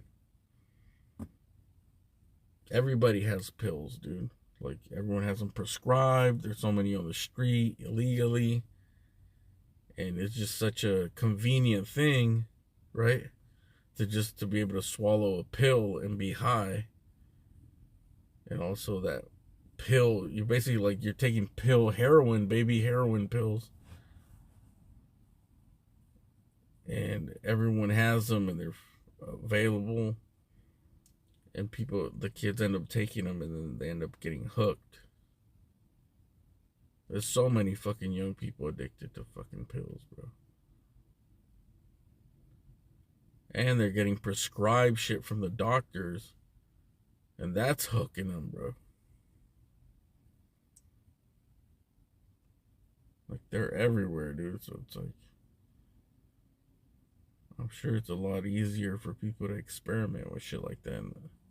And then eventually all those people that get into those, they graduate into heroin. Because it's cheaper to... You get much higher and it's like fucking super cheap compared to the pills. And the heroin is easier to find on the streets than the pills, dude. Or meth. Same thing with meth. They start off with the Adderall pills. And Adderall is like baby meth. It's an amphetamine, dude.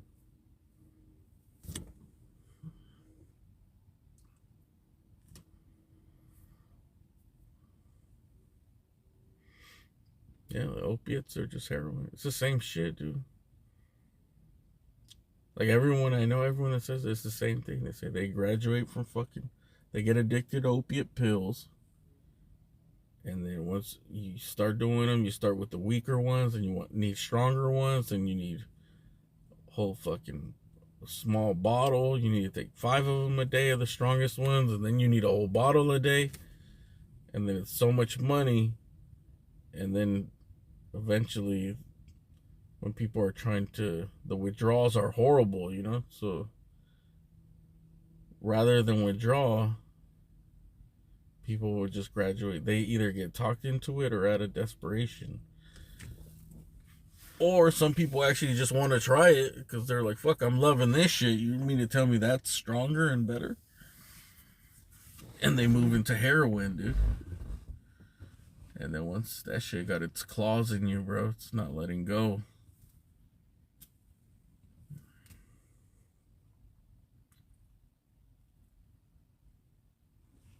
Because it's also cheaper at first, because they're probably spending all this money on getting these pills, and I don't know. But now even the heroin has fentanyl in it, dude, which is even stronger than heroin. So people aren't even addicted to heroin; they're addicted to fentanyl, which is even stronger, dude. So it's fucking crazy, dude. And most of these people, that's all these people on these streets, dude, they're addicted to that shit, or... Yeah, they're all addicted to some shit like that. Heroin or meth, pretty much.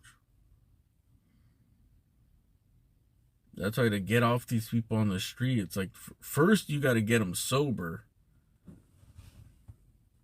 It's such a fucking crazy thing that they need to go through, bro. And it's like...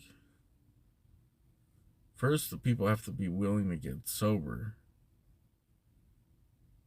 That's number one, because you can't receive like any fucking treatment or help or anything. If you're still addicted to a drug, you're doing drugs, dude. It's like you're in no state to get help at that point, you know? So first you gotta detox all those people.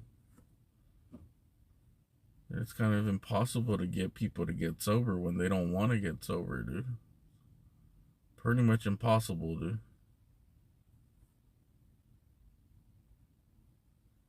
The only option is to force it against their will and throw them in jail, I guess. And that might get them to get off of the drugs temporarily, but it's not gonna... As soon as they get fucking back out, dude, they're gonna go right back, dude.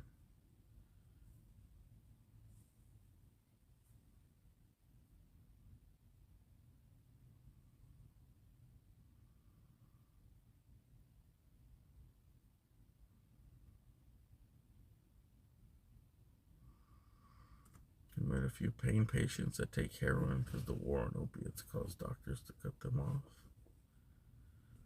Oh, yeah.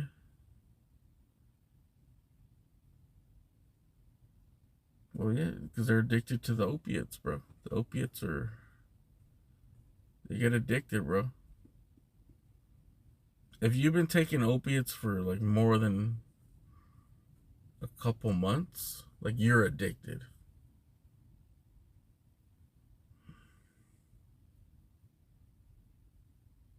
At a certain point, they just don't work with the pain anymore, dude. It's like... And they say, like, all the studies show that they don't even really help too much with the pain. They just kind of get you so high that the pain goes away because you're feeling so good. So you're not thinking about the pain that's in the back.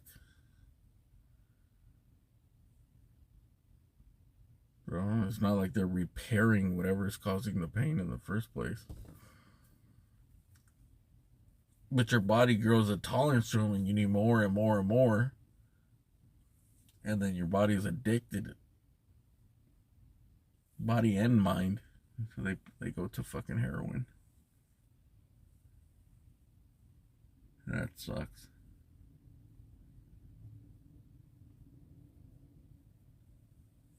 But a lot of the street fucking pills out there, dude, they have fentanyl in them, like the fake cartel fucking oxys. They're full of fucking fentanyl already in it, dude. That's what... So there's a bunch of people that are getting shit from the street and they're fucking... So they're addicted to fentanyl and I think they don't even know it, dude.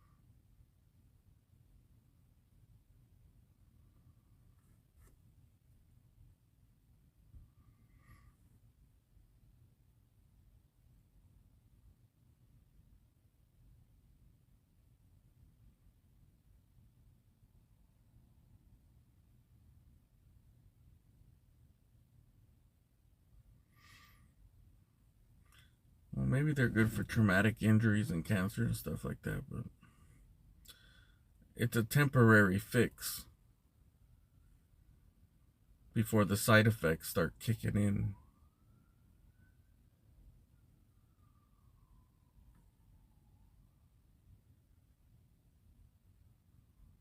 Because you just need more and more and more, dude. They stop working really quick.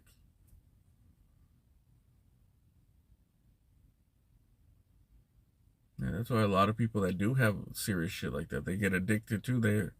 Now they're fighting two battles. Now they have an injury or something that they do have legitimate pain for, and now they're also fighting with the addiction demon, that they're addicted to that fucking thing.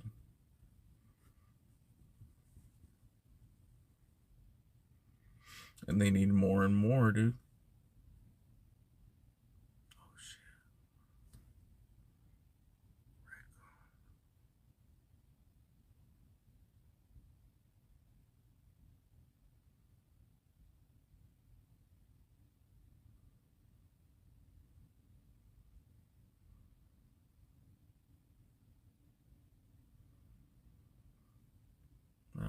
I would say try to stay away, but if you have like major fucking pain or something, you need it to go away. It works, dude. I mean, opiates work. They say they're fucking great, bro. They're great. Opiates, dude, trust me, dude, I know. If anybody knows, I know, bro. Opiates are good. They're great. But only for a short amount of time for most people, dude. Unless you're someone that just could take fucking one every 3 days or 5 days, and you take, you know what I mean, you pop in them like, oh, today's my fucking knee's really acting up today. I better take half a fucking pill. But for most people, it's like, oh no. And even the way the doctors used to prescribe them was like, take one every 4 hours. For how long? Well, forever. Well, while you're hurt. And some people that have long-term things, like, dude, they take it every 4 hours after fucking a month or two. It's like, dude, now I need 10 milligram, I need 20 milligrams. And then another month, I need fucking 30 milligrams. And now the day, you skip a day and you fucking are sweating and fucking shaking and going crazy, bro. Now you're really feeling the pain, dude. Then the doctor cuts you, says, no, we're gonna lower you. And now you're used to 30 fucking milligrams and now you gotta go back to 10. It's like, dude, that's when people are like, fuck that, dude. I'm going out to the streets. I need to get those. I need to make up the difference one way or another, bro.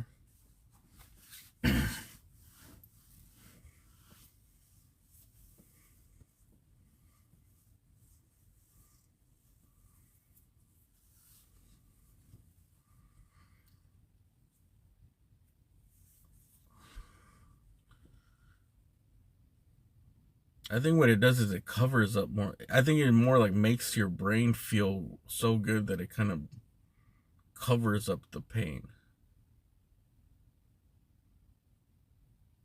Yeah, I don't think there's any benefits like it's anti-inflammation or anything, dude. I think it's more like, oh, okay, it takes away, kind of gives you like a little,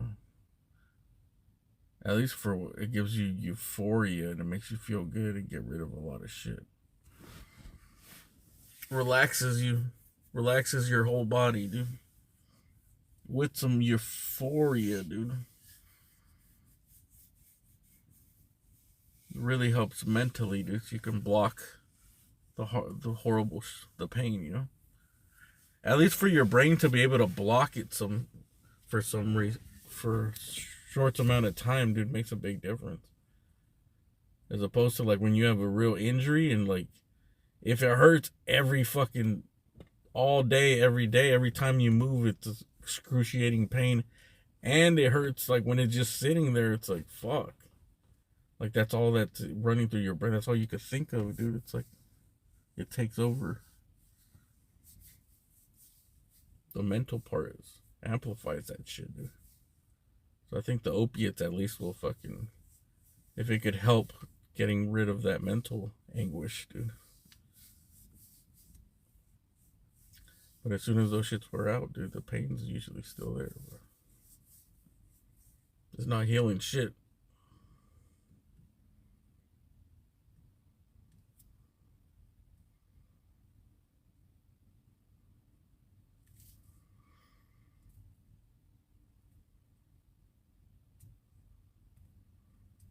I just say be careful, love. Don't start taking those shits every day, dude.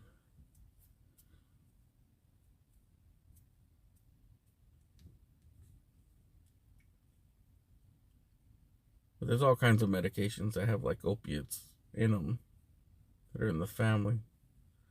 But the real ones are the bad boys are like Vicodin and Oxy, pretty much. Those are the ones those are the baby starters.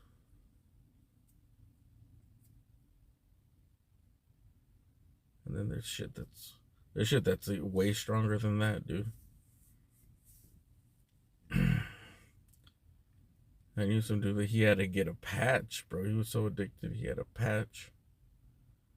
He'd buy illegal patches, bro. Like that's the only way he would could function, dude. He had to have a patch on all the time, dude.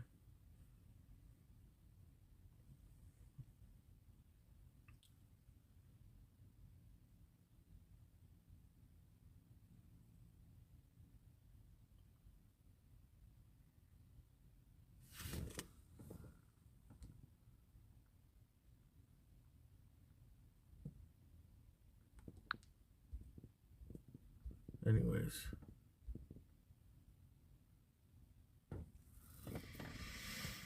You can just do power of the mind meditating, dude. Get rid of the pain. If you see no pain, you think no pain, you feel no pain. Until it hurts.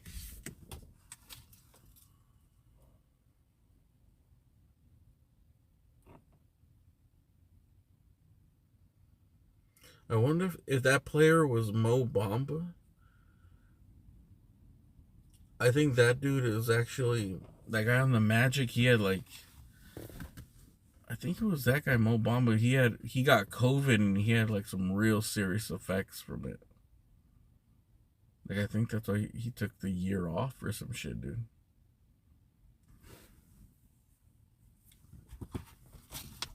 Let's look it up.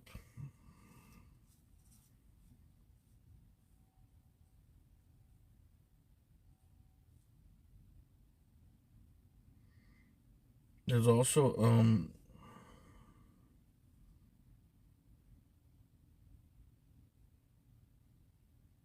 Mo Bamba still dealing with COVID-19 symptoms despite June diagnosis. This was in December. No timetable for his return.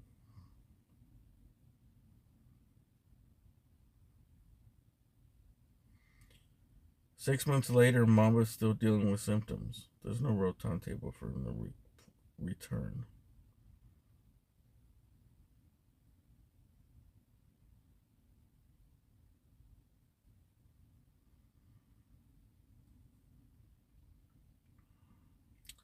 In June, Mamba said that he lost his sense of smell and taste and was unusually fatigued and dealt with muscle soreness. Small percentage of COVID-19 patients turn out to be long haulers. They deal with symptoms long after tests come back negative.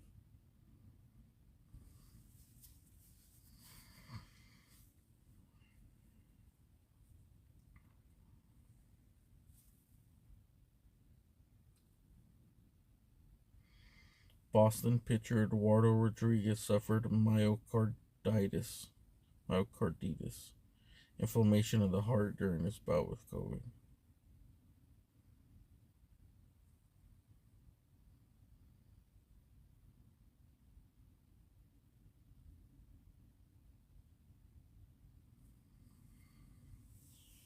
Yeah, so imagine it took him out, fucking professional athlete, out for 6 months, dude.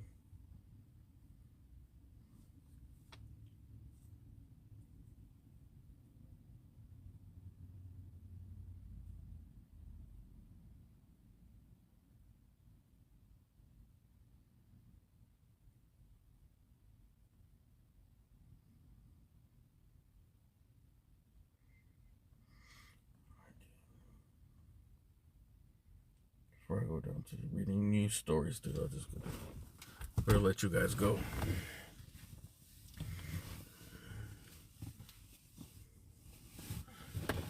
Pain meds, they took my heart out. Damn. You have a new heart, dude?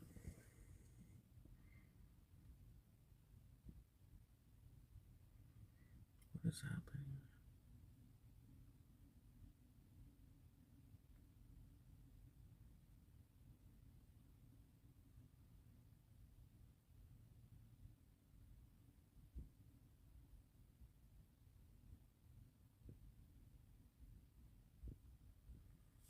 Ridiculous hydrocodone and morphine. I'm glad you got fucking clean, dude. Hope you're clean.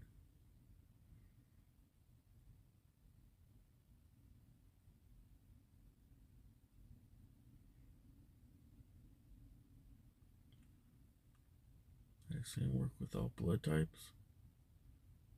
I don't know. I think so. I mean, I think if it didn't work with all blood types, it probably would have been a big fucking story, dude. Had 6 bypasses, essay. I passed by 6 times, dog. Damn, bro.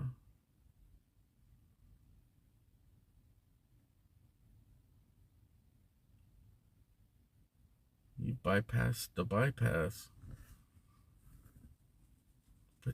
Put you back together like the Operation game, dude. That's fucking crazy, man.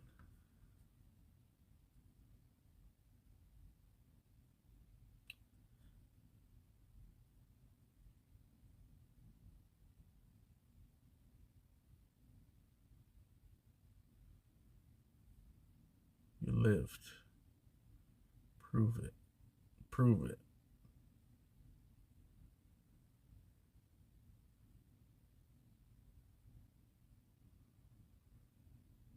She kills you inside and outside.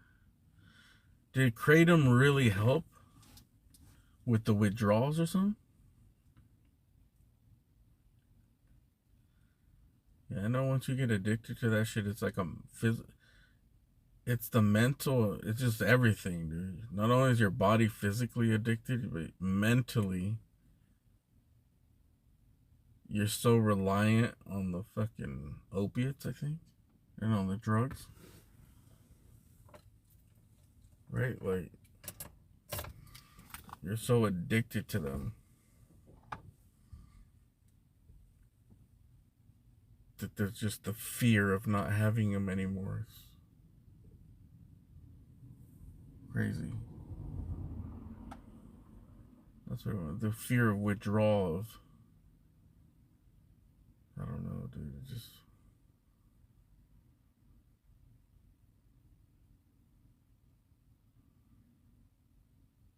It's so bad.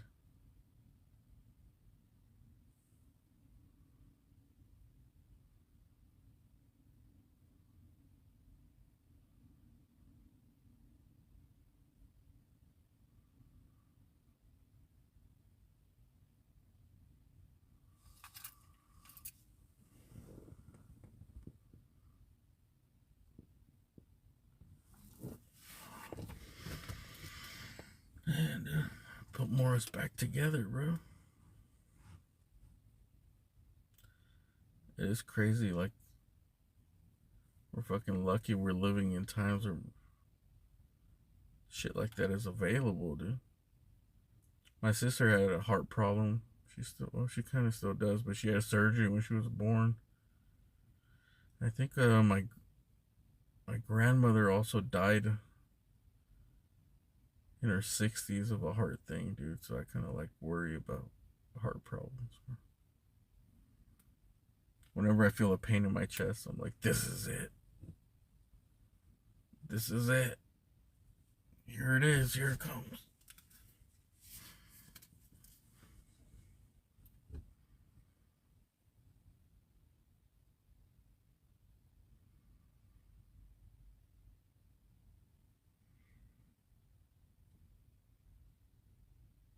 I take Kratom. I take Kratom now, dude. And it's kind of like, I can see that it's kind of like opiates.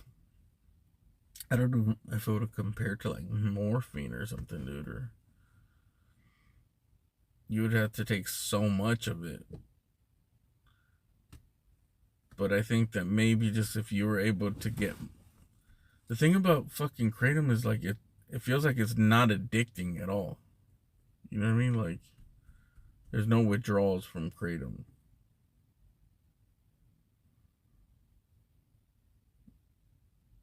Like, in the past, I've taken it for like fucking 2 months at a time, like almost every day. And like, just one day you're like, oh, I was not gonna have it. And another day you don't have it, and you're like, oh, I don't feel no fucking difference. Like, no impending doom, no fucking sweaty shakes. Ugh.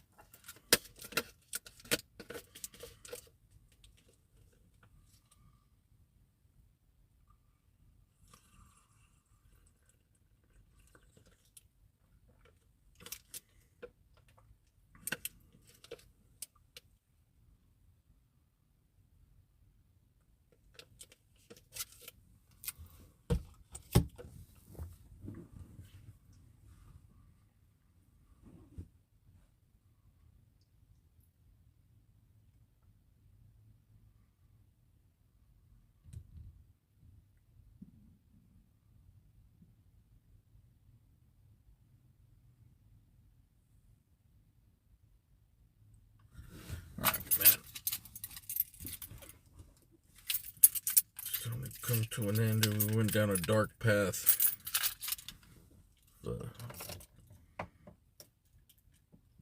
Drugs, medications, heart attacks, and bypasses, dude.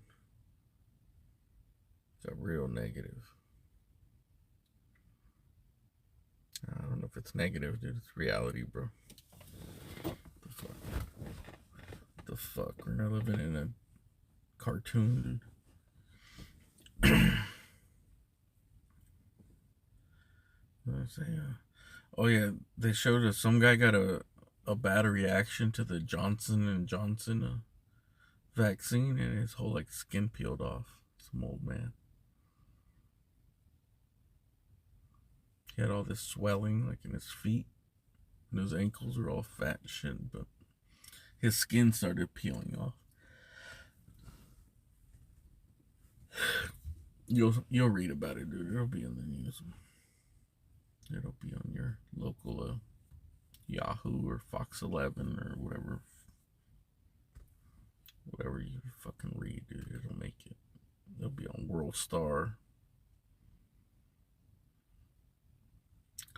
But it's super rare, but I don't know. The Johnson & Johnson one is like a newer one that came out, so I heard some other shit about the Johnson & Johnson too. It's not as good as the other ones.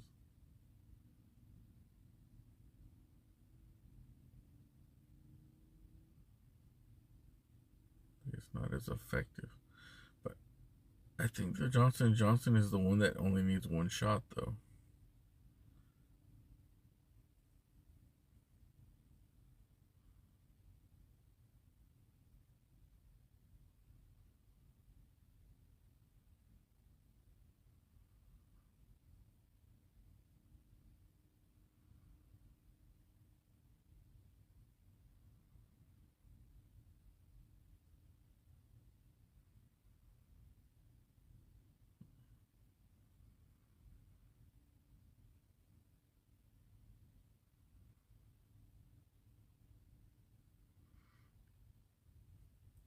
What scares the crap out of you, dude?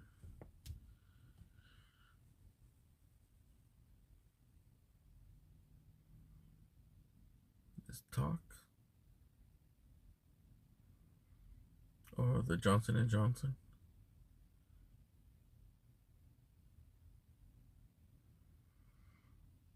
Oh yeah, that's what it was. Europe banned the Johnson & Johnson one for...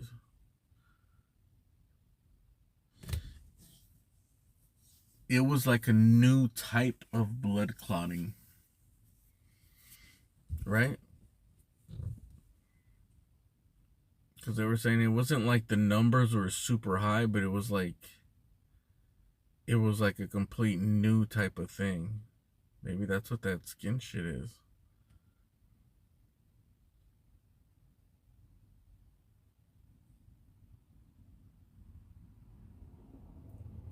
It was some type of because it didn't happen often, but it happened, so they like banned it because it's like, dude, this is something new that's happening only because of the vaccine. I forgot what it was, dude. Was it clotting in the brain or something? They were able to determine that it was for sure being caused by the vaccine.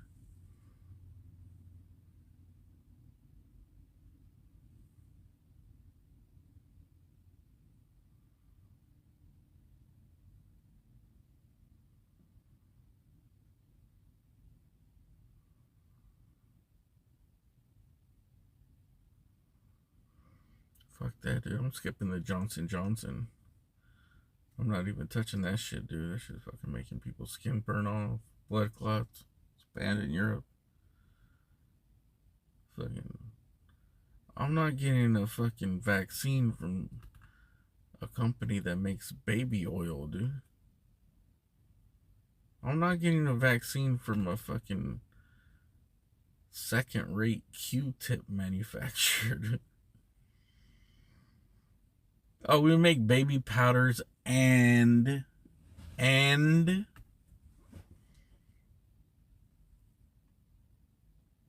I'm not getting the fucking Procter & Gamble cancer medication, dude.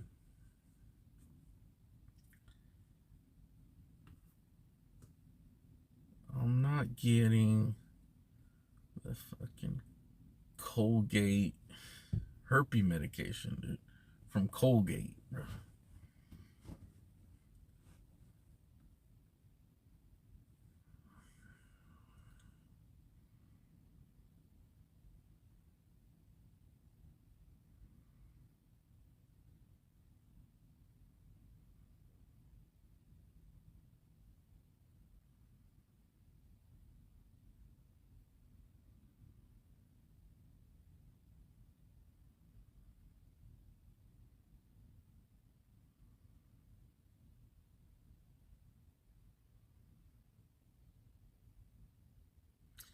Morris, thanks for the $5. Dude.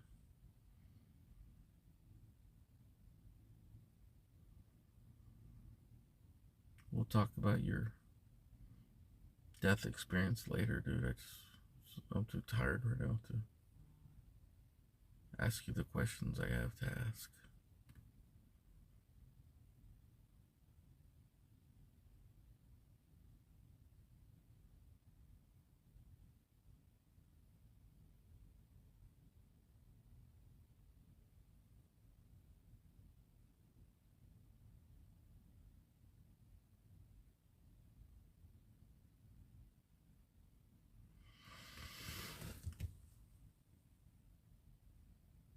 Alright, man. We'll catch you guys later. Thanks for watching. More stringing tomorrow night, maybe. Tomorrow night, dude. I feel like I'd hate to say it, dude, but I feel a big earthquake about to happen any day soon. I'm predicting it right now, dude. I feel an earthquake happening. Big earthquake within the next 3 months. Psychic, dude. If I get that right, this is how mediums work and shit, dude. I'm feeling. They predict an earthquake every fucking week for 52 weeks, and then it happens. See? I predicted it.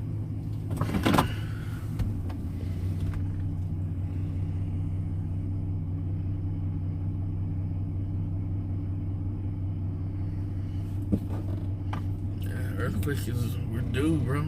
We've been long overdue for a big ass one, bro. It used to happen all the time, dude. There used to be earthquakes all the time when I was a kid, bro. Big ones.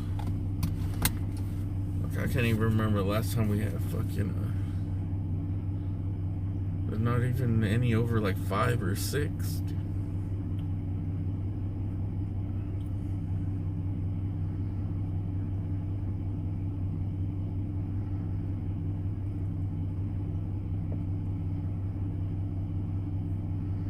Bob Saget. I like the Bob Saget one in Half Baked, where he's like Dave Chappelle. I think he has to go to like Narcotics Anonymous for weed or some shit. Yeah, he has to go to like Narcotics Anonymous for weed, I think. And like he goes out and talks like in front of the class, and Bob Saget's one of the guys in it, and he's like, what? He gets pissed off. Like he's like, yeah, well, I'm addicted to marijuana. He's like, you're fucking in here for weed, you motherfucker. You're in here for weed. And then Bob Saget, like, I forgot what he says, dude. He's like, I had to suck somebody's cock. Something for, I don't know, for crack or meth or some shit. And that was as funny as like Bob Saget, who he got just typecasted in that Family Guy fucking role from Full House, and he made a shitload of money, but it kind of ruined his career. That was his career. That's his career, dude. That is and was his career. Imagine you go to comedy, dude. You want to see Bob Saget do fucking jokes about the fucking Olsen twins or some shit, or do his one-liners from the show.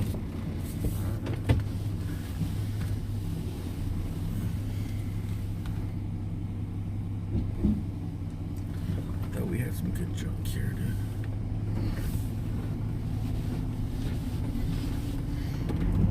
Motherfucking Saget.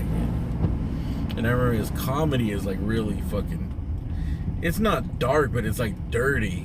So people would go to see him and they're thinking they're seeing the guy from fucking what's the name of the show? Full House. And he'd just say a bunch of dirty ass, he'd cuss a lot and a lot of sex shit, you know. So I think it was really hard for him, dude.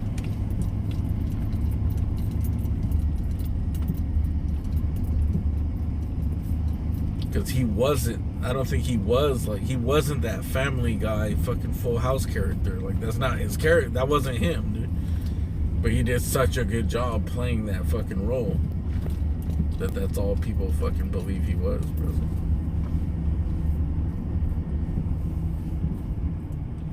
It's crazy how things are like that, dude. Like, you think of fucking people that are actors or actresses and the roles that they played, and you think they're like them, and they're fucking probably horrible fucking people in real life, dude. They're the exact opposite.